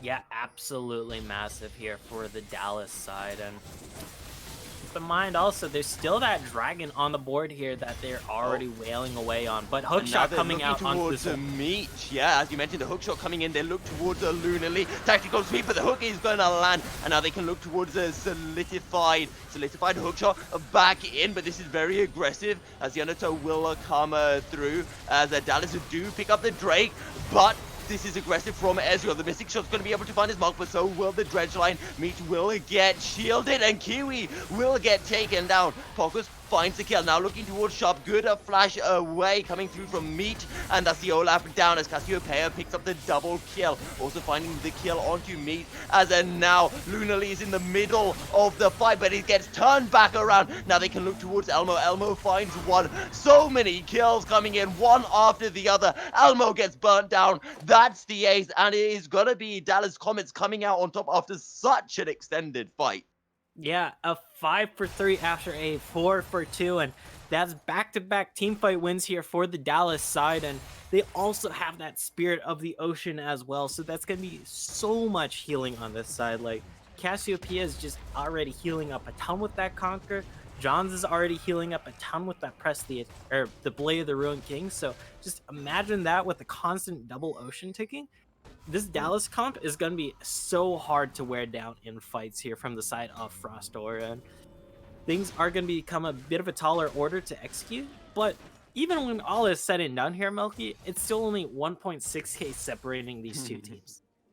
And it's all going to pivot on this Elder fight, and I feel like for the first time casting in preseason, I can say that we are going to be getting an Elder Drake, and it is going to be having an impact on fight. Yeah, because, I mean, a lot of the other games where I've cast an Elder, it's usually because the other team has been snowballing and they're just getting a luxury Elder, but this time around, things are much more close and much more brawly, and if UT Dallas gets that, that's going to be really nasty. It will be indeed. UT Dallas, though, they are pushing through in the mid lane as the culling comes out. Not quite enough damage. Meech, though, gets taken below the half HP mark. And you have to think, you know, if there was an Elder Drake, you'd be on the verge of getting executed. Yeah, that is definitely one of the funniest changes about the preseason to the Elder buff because it was already a huge team fighting buff, and then they're just like, we're gonna switch it around so it's easier. Oh my god, the John just eating up his entire Oh, health and he bar. takes a turret shot. Oh, the Dawning Shadow almost clipped the Johns, but they'll be able to get out with the Relentless Pursue as, well, Frost Aura, they're looking to potentially turn this around or at least force UT Dallas back. They need to have some map control so that they can contest for this Elder Drake. And, you know, we've seen Dallas win that fight. We've seen Frost Aura win that fight in this game. So the fight, they need to get the setup. They need to get the vision control around Drakers. It's going to be so paramount. But Dallas, they're looking for the inner turret, and they will indeed be able to find it. The base still intact. In fact, the inner turrets in the side lanes are intact as well. So we're seeing Elmo looking to find a way into the backline, looking for a way in to find a pick. Horn. Forge God, is this the engage that they want? It will miss his mark. The Ragnarok coming through. They look for Hunter. They're going to burn down Hunter. Another undertow will land. They will find the final one. And that's going to be one pick for nothing. As Dallas, they're looking to crash in. They will look to pick up the inhibitor turret. And they will be able to do so. As the dashboard not going to be able to find anyone. Hexa Cultivating comes through. Sharp will get taken down. But John is looking big. He finds one. Elmo going to get rooted. Burns the stopwatch. Now the damage comes out. Elmo gets taken down. Dallas, Comets. I'm going to have to eat my words because I don't think there is going to be time for an Elder Drake here, Goferino. Yeah, because, I mean, props to Dallas here, because last game they got swept after the early game, and we're wondering, like, are they going to really be able to come back this game? Because that was quite the doozy last game, but they are proving us wrong right now, Milky. 21-12 in kills. It's only 3.2k gold lead here for them, but it feels like so much more, and like a lot of that is just coming down to the Spirit of the Ocean with the Dump Potion. Because, I mean, just look at this insane healing. Because remember at the beginning of that siege, the Johns fell down to about 10% health. Teleport, TP is though. coming in. And the Miasma will be able to find his mark, potential collapse onto meat, but crucially, Frostora will delay the Baron take. As an Undertow finds his mark, the hook shot away, but here comes the Ragnarok flash away. Hunter looking for a potential pick. Does he quite have the damage? No, he does not. John is going to be able to burn through the True Shot Barrage wide of his mark, but the depth charge coming in the focus onto Solidified, who will flash away. Miasma coming out. Culling not going to be able to connect. It's still just one kill for nothing as the hook shot goes in. Petrifying Gaze finds his mark, and that's Solidified down. And that is also going to be Dallas Comets. They are backing out. They will look for the Baron once again. And UT Dallas just winning yet another team fight. And if I asked you, would you believe me if the Johns had fallen to a quarter health bar in that team fight? You'd probably say no, but honestly, this Spirit of the Ocean is just so insane on them. Like, he just went in, lost half health from Baron, got it all back up. And now this should be an easy picking Baron. It's all up. Oh.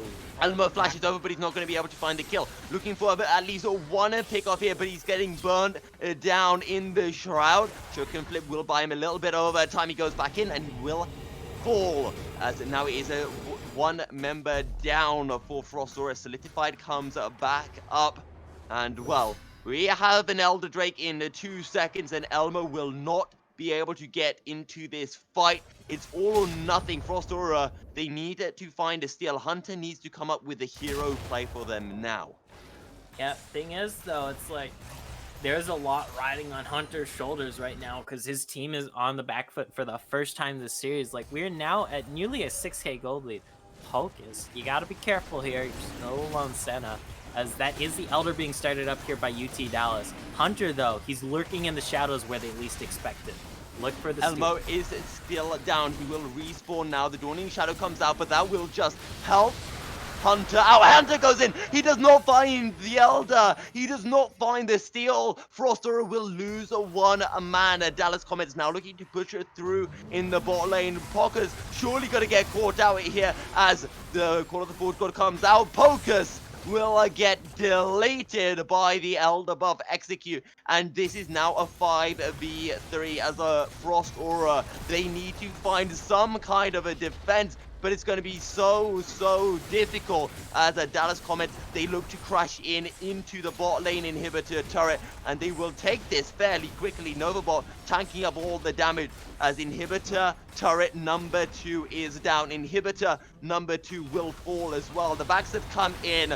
Pockets is back up in a second. The culling comes out. Petrifying Gaze. The Lee Sin will fall. And now they look for Solidified. They find the second. Elmo burns the stopwatch. But Elmo is going to fall as the Elder Execute kicks in once again. And Pockets will get taken down. The final Nexus turret is falling. And it is just the Nexus left as UT Dallas Comets will take us to a game 3 as they pick up the ace as well.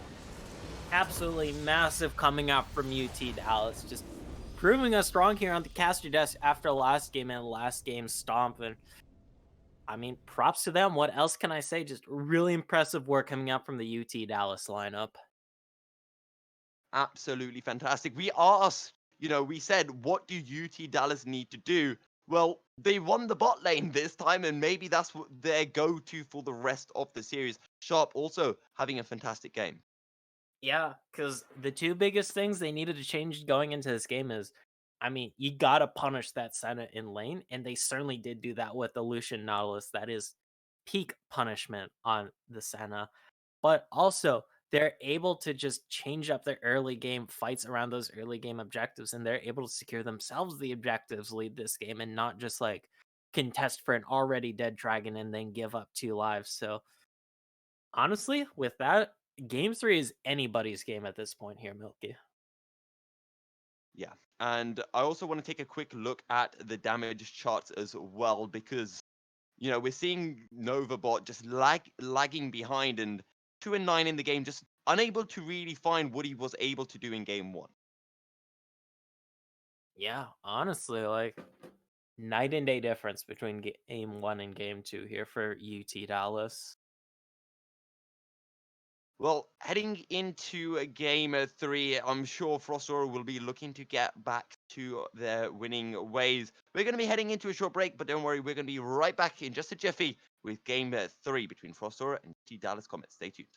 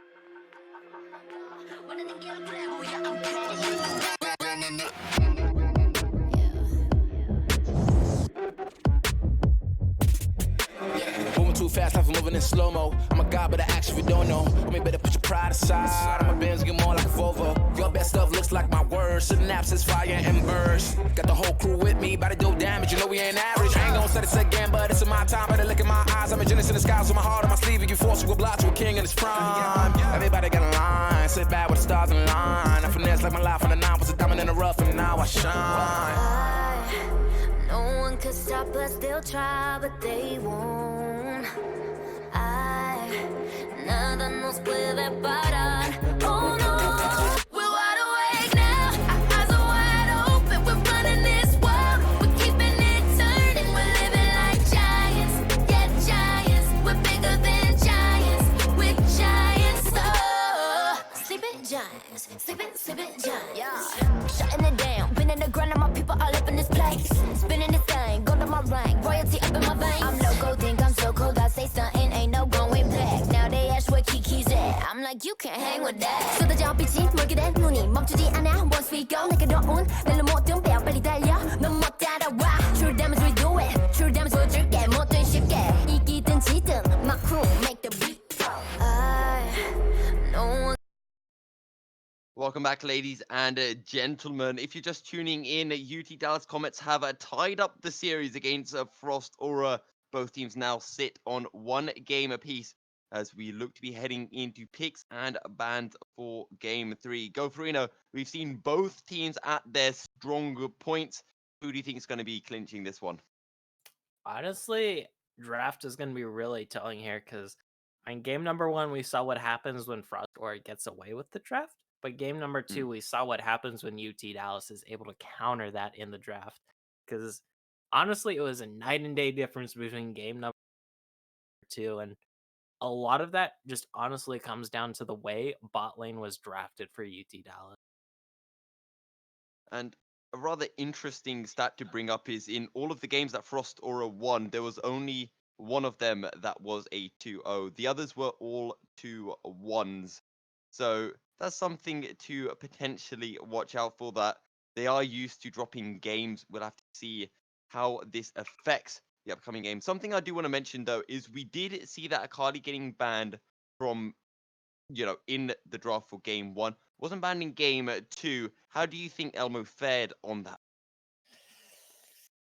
He definitely had his moments, although we did see that one really big slip up here on the desk where he dove under tower, but I'm honestly just going to throw that up to a minor miscalculation on his part because these players, they know what they're doing. Like, Yeah. It's not like they're terrible at their champions. They know what they're doing, so it's like that one small slip up was just a small slip out, but it still stands out like a sore thumb to us.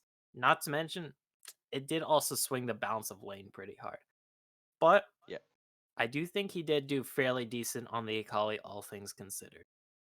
A final point I want to bring up before we do head into commands is the Udyr pick in the jungle, because I saw you getting very hyped for that when it got picked in the pro draft. It didn't quite come through. Do you reckon that we might be seeing it here for game 3? I'm gonna lean on the side of no. That's why I was so hyped to see it. Like, I mean, it's Udyr. Like, you never see Udyr in competitive unless he's just the most bonkers broken champion across every single statistic across the board. But yeah, he just doesn't have a kit that works in pro. That's why I'm so excited to see him in pro, because someone probably has a reason to make him work. But speaking of working, we are already through draft and we've flown through the bans. Most importantly, though, taking away from this draft is the banning of the Cassiopeia, because I mean, there's been one consistent thing, well, 2 consistent things in this series, actually. The team that wins, they get the early dragons, but they also get the Cassiopeia.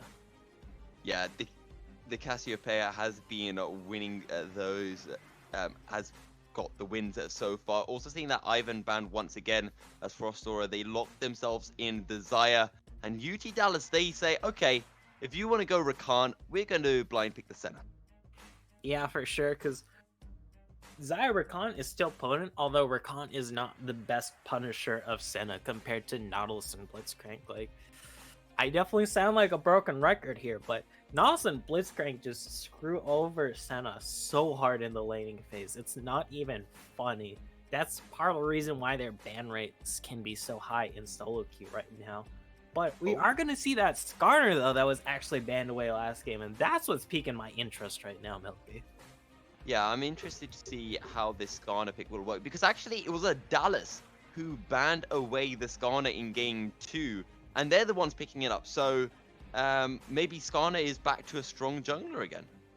For sure, yeah. I mean, I feel like Skarner has always been a bit of a pocket pick in pro play these past 2 seasons. Like, except for when he was really meta and really strong. Like, if you practice Skarner, I feel like you could always whip him out in a pro play game. Just, it has to be under the right circumstances, because you can't just pick him into literally anything. But he is always a healthy option to have, and it excites me because he's not the flashiest champion, but he can be one of the most effective Senna champions in the ADC. game. That is a Senna ADC, unless we're seeing something super spicy from UT Dallas or a pro draft error. But Well, yeah, I am leaning towards that Senna ADC like you, and that's gonna be a treat to watch, because we've seen Senna all series long, but that's been in the support role. and we're not seeing anything coming through the lobby chat, so it does look like that is a Leona. So the Leona surely has to be support, Skarner has to be jungle. There are only 3 roles left for the Senna as we enter the final couple of bans, Akali, Orianna, and Kled being banned out for now. The Kled's very interesting, because if I'm not mistaken, he hasn't been banned all series here. Yep, he hasn't been banned all series, so this is something very specific on UT Dallas. And what that's telling me is that they're going to pick a top laner who just doesn't want to deal with Kled. And Frostor, they probably play that Kled, so best not to deal with it. Either way, though, that is going to wrap up the bans here. And taking away that Ornn comfort pick from Lunarly is actually going to be huge here, because we've seen him perform well on it in both the previous games. Like, even game number 1, he's doing pretty decently on it until his team just started falling behind. So taking him off a comfort pick for this series might pay dividends for Frostora. And I think that's probably, the best respect ban that we could have seen of every champion that's been picked up so far this series. As the Aatrox is not an Aatrox, it is a Kennen. So a big team fight potential here for UT Dallas. Yeah, and a little bit of a wombo combo too if you get the Solar Flare into the Vengeful Maelstrom. Sure, it's not as guaranteed as a J4 or Cataclysm into Orianna Shockwave, but it is still deadly, because you'll instantly proc that Sunlight passive on the entire team if you hit all 5 people with both of them, and it can be a lot of deceptive damage. But it's going to be the Camille into that Kennen, which can give the Kennen a bit of trouble in lane. Sure, the Kennen can just keep chipping away at that Camille with those auto attacks, but Solidified, he will always have that hook shot to just go in on Lunarly if he wants to. I'm really leaning on the side of flex picks coming in, as the Galio locked in for Frost Aura. But apparently Kennen on hit ADC is somewhat of a thing back again. Maybe we'll see Reckless pick it up at some point. So I kind of want to see that Kennen get shoved into the bot lane, but I guess this is the moment of truth, seeing what UT Dallas's final pick will be. Only 5 seconds left on the clock. And, well, it's going to be the Nasus. Wait, what? No way. Oh, that's Vladimir. Oh, That's Vladimir. come on. Almost. They left it so late. Been So 2 drafts in a row. We've gotten our hopes up. Like, well.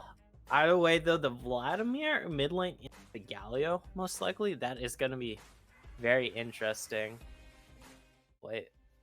We might have yeah, so I guess it is a Senna APC. But, so there's... Okay.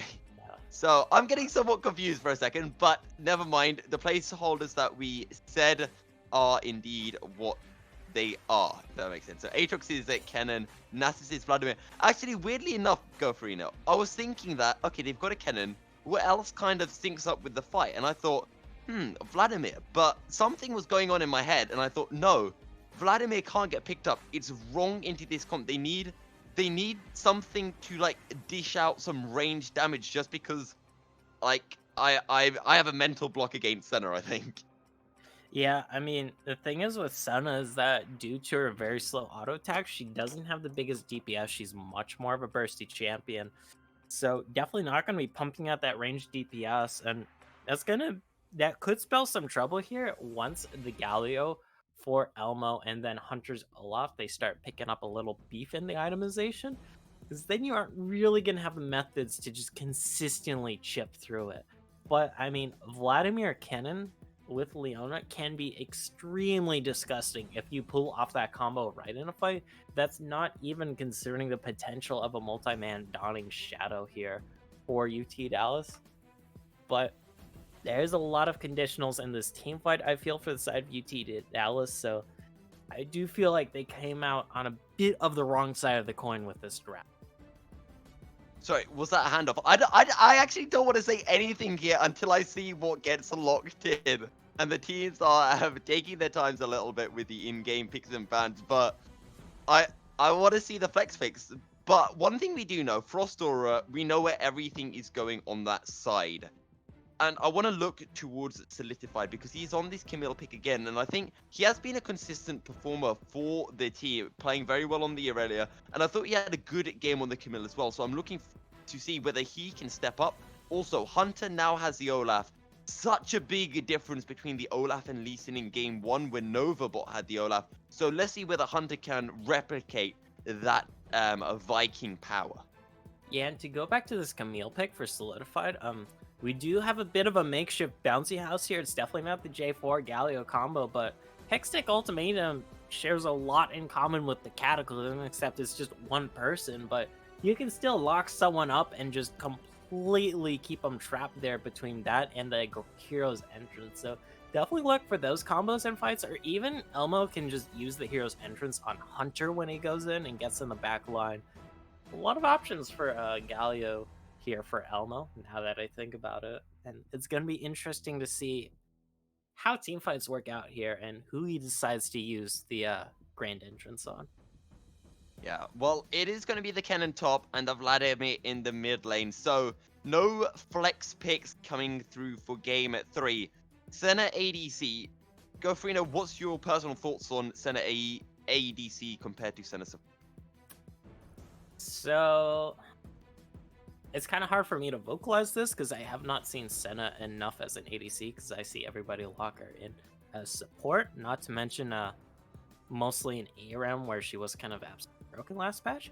But I mean, she does kind of follow suit to the Jhin and the Ezreal, where she is a bit more of a caster who weaves in auto attacks. She definitely still does auto attack here as an ADC, but I mean, she gets a lot more mileage out of her abilities, and she does bring a lot of utility as an ADC because she is geared towards being a support. So, I mean, that is going to be nice to have because Sharp will already have a ton of heals.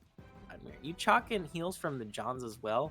That can make this Vladimir very hard to take down, but also the entire shield for your team comp. That's going to be so nice for Novabot, Lunarleaf, Sharpie, and Golden Kiwi if they do go in, because they can get blown up here relatively quickly, except for Novabot.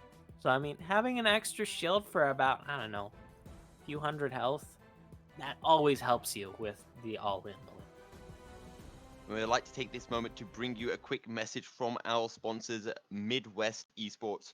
Midwest Esports have been around for many years, starting as a small student group out of Wichita State University.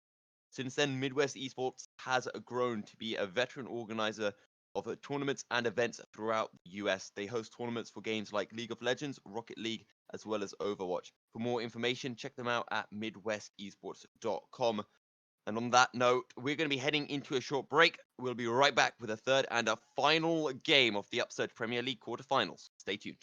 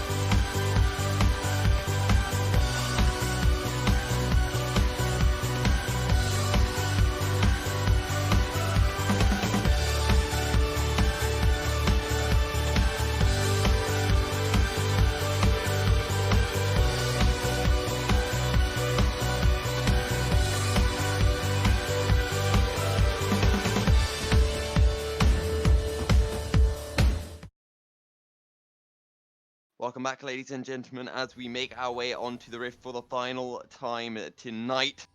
Series gets taken to the third game.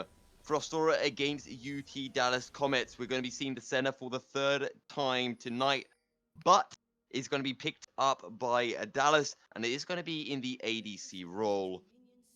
Gofrino, what do we think of this game so far, as we both teams starting off 5 points? It's actually not a full 5 on point, as we have a bit of a cheeky Oracle lens coming out from Hunter. Clear out a ward and get his team the edge technically in this game.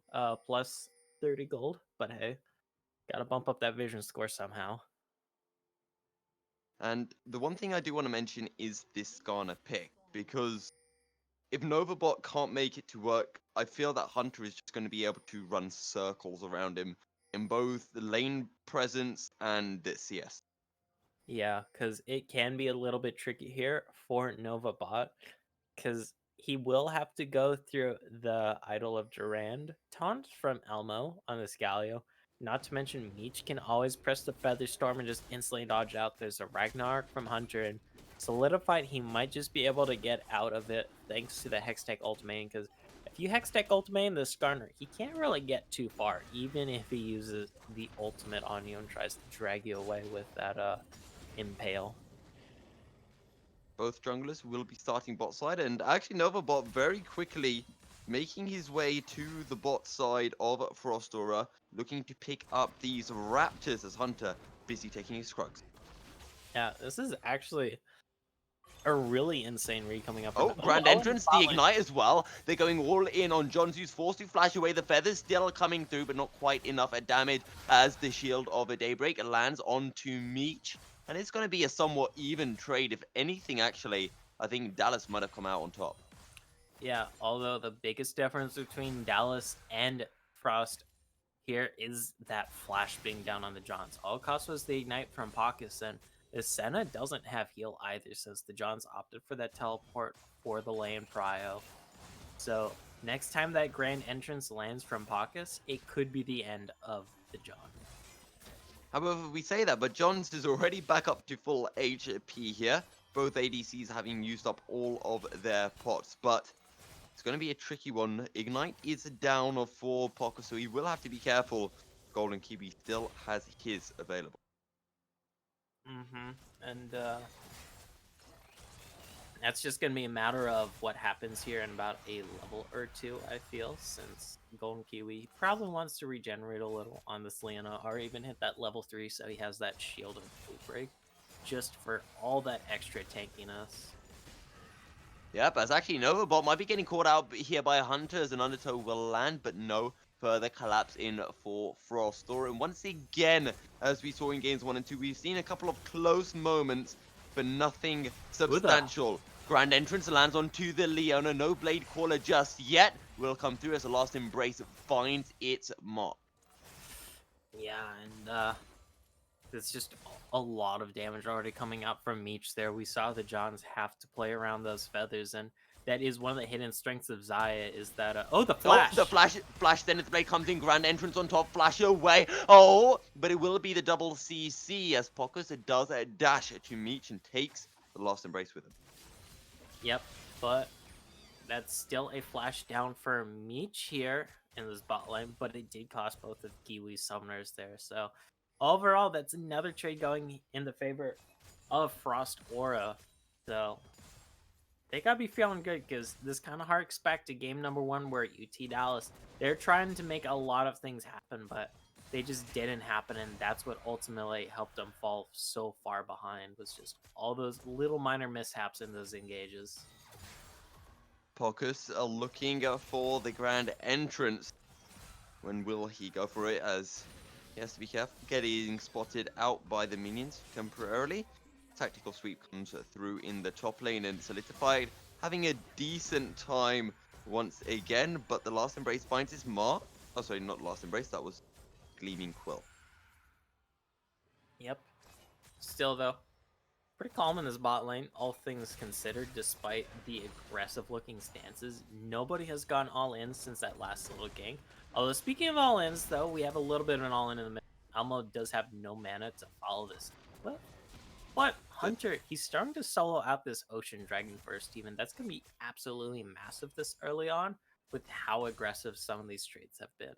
Granted, And though, Novabot is a topside, and he's about 10 CS down on a Hunter. And this is what I was talking about when we came into the game, that Novabot, he needs to either have an impact in lane or be able to keep up in CS. And we were mentioning, would Hunter be able to steamroll in either of those departments? But looks so far that he does have this advantage in clearing.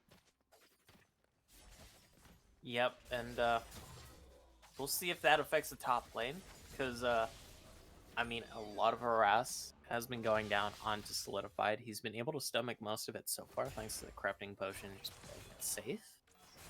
Still, though, Ocean Dragon could make a big difference, especially in this top lane.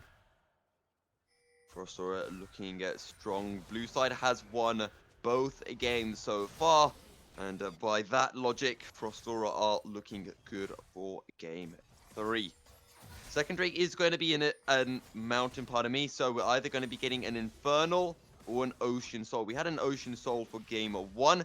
Zenith played a little bit shy of its markers. Novabot was looking to make his way down, but he'll head back up just to clear it away, this control wall. Yep. Still, though, all things considered, despite a lot of aggression in this game, nobody has died yet. And we're nearly at the 7-minute mark, which, I mean, there's a lot of survivability here for both teams that is must not be noticing, because, I mean, for no one to have died with how much all-ins we've seen, especially in the bot lane, it's kind of astounding now that I think about it. Yeah, just his punch of forward, a little bit of damage through onto Sharp, but you know, the mid lane is always going to be difficult for Elmo to find something onto Sharp, and we talked about when this top lane, the Lightning Rush from Lunarly will be able to get him out of most situations, and we've seen trade after trade here in the bottom lane. I feel like we've been looking at this bottom lane 90% of the time, but again, Jones makes it very easy with the amount of heals that comes through. Yeah, for sure. As we do see a back coming out from the Johns to pick up that pickaxe and the tier to start farming that up, going for the Manamune on the center of this game. But that is going to give him the tempo advantage in this lane, thanks to that. Although, look in the bot lane, Grand Entrance. Grand Entrance followed by the quickness. The focus is all onto the John, as a Lost Embrace will find its mark as a Featherstorm comes out. Blade Caller will come through. It finds the CC heal as well. Is there enough time for Meech to stay alive? They try, but they will fail. Now double TV coming in, one from either side. Hexic Ultimatum will follow. Slicing Maelstrom onto 2 as the Dawning Shadow is huge. Lunarly picks up 1. Now they can look to the Camille. Solidified will get taken down, and it's going to be 3-0 for Dallas Comets. And what looked like a beautiful stall there from Frost Aura was just honestly stalling to bring more teammates into the meat grinder there. A beautiful, beautiful Dawn ultimate there coming out from the Johns to just absolutely annihilate them with that Dawning Shadow. But not to mention, I mean, just a beautiful start off to the gank, because Paucus and Meech, they initiated that one. But it fell flat once Novabot got down in there, and then especially once Lunarly teleported down on that cannon with the Vengeful Maelstrom. Keep in mind, that was a 4 versus 4, if I'm not mistaken, and Sharps just spent that time in the mid lane farming back up a little on this Vladimir. As Sharps unable to match. Actually, no, I do believe Sharps did TP down. Oh, the Blast Cone will get taken by Lunarly, and now Hunter under threat, but the Ragnarok forward. Lunarly, can he actually find a way out of this one, as Novabot will turn up? Lunarly looking aggressive, but the flash with the W in from Solidified as Zenith Blade comes through. Novabot getting chased down. Solidified looking to pick up the kill. Flash away from a Golden Kiwi. No deaths just yet. Flash over the wall from Hunter as the Solar Flare will come out, but it just buys a time for his team as Golden Kiwi gladly sacrifices its life. And that is a much needed kill here for the side of Frost Aura, because they were down 3-0 thanks to that play in the bot lane. But with that, they also popped the Herald actually in the mid lane, looking to get themselves some plates here. Very, very zesty coming in. Meech Oh, though. the Impale comes through in the bot lane. Novabot taking a lot of damage. In fact, he might be forfeiting his life, and indeed he will. Meet flashes under turret. John's looking to find the damage, and he will be able to find the return a kill. As in the mid lane, the quickness will come through. Flash away from a shop will keep him alive, as it's a 1-for-1 in the bot lane. Yeah, kind of interesting. Novabot went for that with how low it was. I mean, the Featherstorm was down from Meech, but he could have looked to just gone in and try and force out the flash there. But instead, he does do the trade. It does mean that the Johns is able to catch up a bit in CS himself, but it does also cost the Johns his flash there. So you're trading 2 flashes in a 1-for-1, and the CS differential is still in favor of Meech. Oh, And no. yeah, here comes the entire squad for No Frostor. TPs available either. Grand entrance in. Kiwi will try to find something as a solar flare comes out. That might be a big slicing maelstrom as the Hextech ultimatum will come through on top. The dawning shadow comes out. And now they look for Golden Kiwi as Lunally is ever solo. Will finally get taken down. The grand entrance comes through. Novabot will also fall as it is 3 kills for 1. This time in favor of Frost Aura. And they are not done yet. They look for a shot, but they won't be able to find the damage as the last embrace will be able to find its Marked Tides of Blood. Find some damage onto Pockets, but not quite enough. 5 kills to 5 overall in the team standings.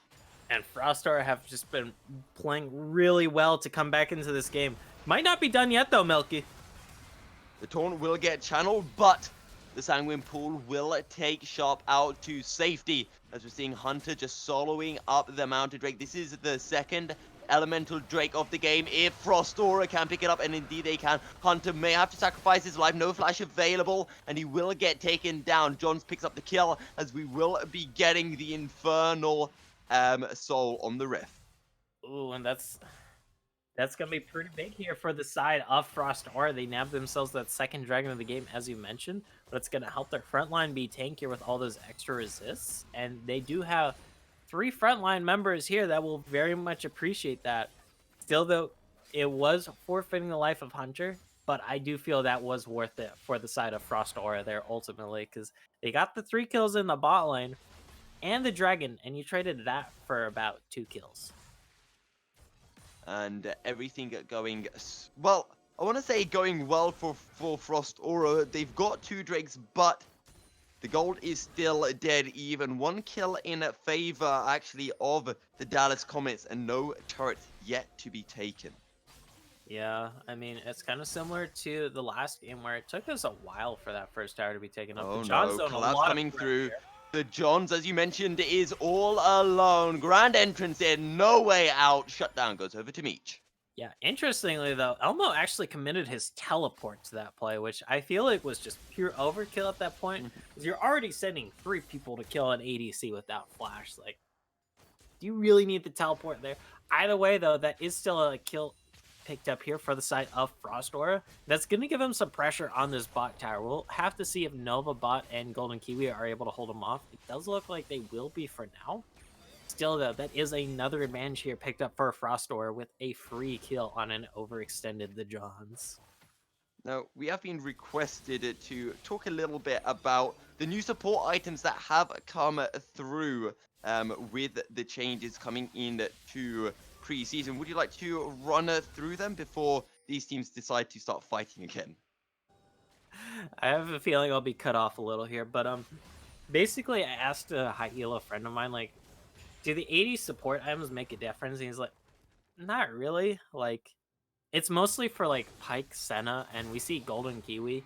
He has the 80 version here of the Targons, the Rune Steel Spalders. That is full to stay.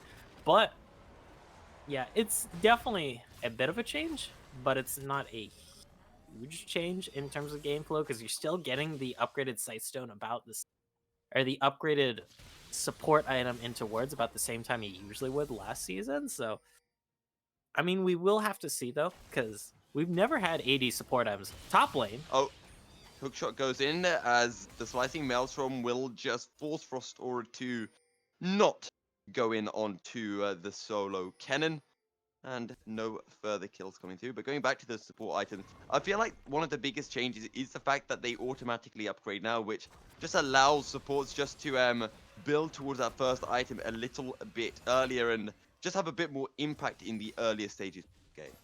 Yeah, which is definitely interesting because like supports they already had a lot of impact early game, especially in the bot lane. So giving them even more impact early game is interesting. I mean, it certainly doesn't hurt them, but it might kind of suck for them if it does result in nerfs to their itemization later down the road in season 10. We will have to see how that works out though, because I mean, we're a week into preseason. Like saying anything is solidified here is like looking at Jello and saying it's stronger than the Empire State Building. It's like not probably the best claim. It might be true, but it's probably. As John's just going to CS a little bit in the bottom lane. We're going to be getting our first and final Drake of the game coming up in just under a minute, as Rift Herald has also been secured by the side of Frostora, and that is on Hunter, who can look to drop that potentially here in the bot lane if Frostora can find a pick. Yeah, but this time around, the Johns does have backup on this center. Flash in though. Forward with a Zenith Blade, but it's Who is trapped in with Who. The TP comes out and the focus onto Golden Kiwi. They find a second. The Justice Punch on top, and the TP is a little bit late from Lunarly, as it's now 5 members of Frost Aura versus 3. The Taunt will find his mark. Grand Entrance finds the knockup. That's going to be another kill with the tactical sweep coming in. Justice Punch forward, and that's a slicing Maelstrom, but it's a little bit too late. Flash away from Solidified, but it'll get taken down regardless, as overall it's going to be 3 kills for 1 for Frostora as Shelly picks up the turret. And that's a 1 for 3, but also first tower going over to side Frost Aura. And also there's an Infernal spawning here in just a second. That'll give him the 3rd of the game. And I mean, we mentioned it right before this game. There's been 2 consistencies this series. The team with Cassiopeia. Oh my god, another all-in. The taunt will come through. Sharp goes into the Tides of Blood as the Drake's going to get secured, but the Flash won't be able to find the Blade Caller, and Meech is low. Meech will get shut down, and now Frostora are forced to run for the hills, and they will be able to do so as they're forced to sacrifice just 1 life. Still though, similar to last Dragon fight, where they're able to win the fight beforehand, then secure the Dragon, but it costs them 1 person afterwards. But it's like, you take that, like, you had a 3 for 1 beforehand, you got the first tower, you got yourself a 3rd Dragon. What did it cost you? It cost you 1 kill. Like, you will always take that 100% here, Milky. As Sharp is in a lot of danger, the first axe lands. And the Undertow will get picked up, and that's the kill as the Dawning Shadow comes through just a little bit too late. We talked about 3 for 0, then a 3 for 1. Well, it's now a 4 for 1. Yeah, 4 for 1 overall in like the past 3 minutes, I want to say. That's how long it's been going on. There's even pings in the chat about the next Infernal coming up. That's still 4 minutes out. Still, though, I mean, Frost Aura, it looks like they've had Dallas's number this entire game so far, and it really just kind of harks back to game number 1, honestly. We got Baron coming up in 1.5 minutes. Frostora looking like they are starting to get into the driving seat, but this game has been very close. Game 2 was close, but you always felt like Dallas were that little bit ahead, and I'm getting the same feeling for this game, but with Frost Aura being that team ahead. Yeah, because like, I mean, this entire series, the team like that you feel is ahead, they may not be that ahead, but they are ahead, and they eventually go on to win. As it does look like we might have a bit of collapse in this top lane. 3 Frosty members coming in for a lone cannon. Let's see if Lunarly's able to survive it if they do go for it. He doesn't have the Zonias just yet, but he does have Novabot in the wings and more support coming in with Golden Kiwi at least. Yeah, and he has that slicing Maelstrom as well. However, Lunarly will back off from the turret as Frostora, they go in. Now, TP is available from a Sharp if Dallas Comets decide that they want to take the fight. They will decide against it. They will back off with that outer turret very low. Yeah, but still, things are going overall in the favor of Frostora here, and it's like, it's a game of inches, but more inches have been going over the side of Frostora, it feels like. Game, like, you look at the gold lead, it's only 3k, but that can add up really quickly, and we saw it in the first game especially, where it's like, Yeah, they're only like 2k ahead. The next thing you know, they just like win one fight. They take the Baron, and it's like, oh, they're 6k ahead. And we're also seeing a bit of a CS lead coming through from Meat on the Xayah. But that hasn't exactly translated into the item advantage, as the Johns has already picked up that Manamune and the Edge of a Knight, whereas Meat yet to complete his first seal item. And actually, just as I say that, the Rapid Fire Caster Cannon is Curse. purchased. Yeah, Caster Curse. A lot of that does come down to Manamune and the Edge of Night are just cheaper itemization options compared to Essence Reaver and his item. So yeah, there's that. But still, Meech is definitely still ahead in terms of CS, in terms of just overall gold. 800 separating these two carries, so not like a day and night difference, but it is going to be a noticeable difference. And I do want to go back to this jungle matchup that we were talking about, because once again, it is the Olaf that is coming out on a top. 20 CS up on his jungle counterpart. And while Novabot's not having as bad as a game on the champion that's facing into the Olaf as Hunter did on that Lee Sin, it's not going great. Yeah, and I just feel like the Olaf was a power pick last game, and it's being a power pick again this game. It was 3-0 to start off last game, and now we look at the 21-minute mark, 4-1. That's pretty damn close here to 3-0. But what else is close is this Infernal that's spawning up in 30 seconds. That's going to be a huge point of contention in this game, and I have a feeling like we're going to see the game decided at this fight. As the Predator's the Predator is going to be popped. Can he find the Impel? Not quite, but the Hero's Entrance will come through, finds a knock-up. Golden Kiwi is away from the rest of his team, and he cannot peel. Froster are burning through Dallas Comets, and they will find for it's only Golden Kiwi who will survive. And now with the Drake spawning in just 7 seconds, that's going to be the fourth Drake of the game going over to Frostora, and it's going to be the Infernal Soul as well. And we saw Novabot. He tried to pull the moves there on the Skarner, pop the Predator, pop the Flash, but Meech, he has the Feather Storm. He can just easily press that R button every time you try that. That's now going to be a second Infernal and the Elder Spirit going over here to Frostor. Baron's already started and as well here, Garfarina. Yeah. So now they're just going to get so much off of that play, and we're talking about it right before this. Very close, only 3k gold separating these two teams, but now you look, it's nearly 6,000 gold. Bound to jump up to nearly 8,000 after this Baron drops, and I mean, we thought that Dragon fight would decide the game, and it looks like it might just well. 8,000 gold separating these two teams, Baron buff and the Infernal Spirit, along with 4 dragons here for the side of Frostar, and it just feels like the game is theirs for the take. And it may very well be now the Baron, and of course that Infernal Soul, the kind of mini Luden's Echo proc on attacks will be coming through. Elder Drake still away yet, and there may be a chance for Dallas Comets to turn this one around, but not looking likely at this stage. Yeah, and it just kind of harks back to game number 1 where you're like, we want to see Dallas Comets, they need to try something, but we see what happens when they try something. It just falls flat on its face, and they fall a bit further behind. And that last Dragon fight, they fell massively behind. And now, I don't even know if they have the side of scaling on their side this time around. But we'll have to see if they're able to pull out the magic trick from their hats this game around. We will have to see. They still have their entire base standing. The inner turrets in the mid and top lanes are about. Winds of War comes through, finds a lot of damage onto Sharp, who is so far away from his power spike, still needs to get that Rabadons, as the inner turret will fall in the mid lane.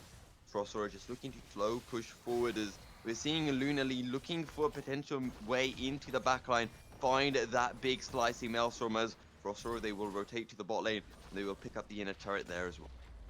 Yeah, and that's the power of this Baron buff. It's like, they don't have to crack them in the base just yet with this Baron buff. They can just look to secure all the outer towers and secure themselves a massive insurmountable lead. And then next time the Baron does come around, UT Dallas, they won't be able to contest it, and then you could just use that free Baron to either crack open the base, or when UT Dallas tries to do something, you just kill them all and then end the game.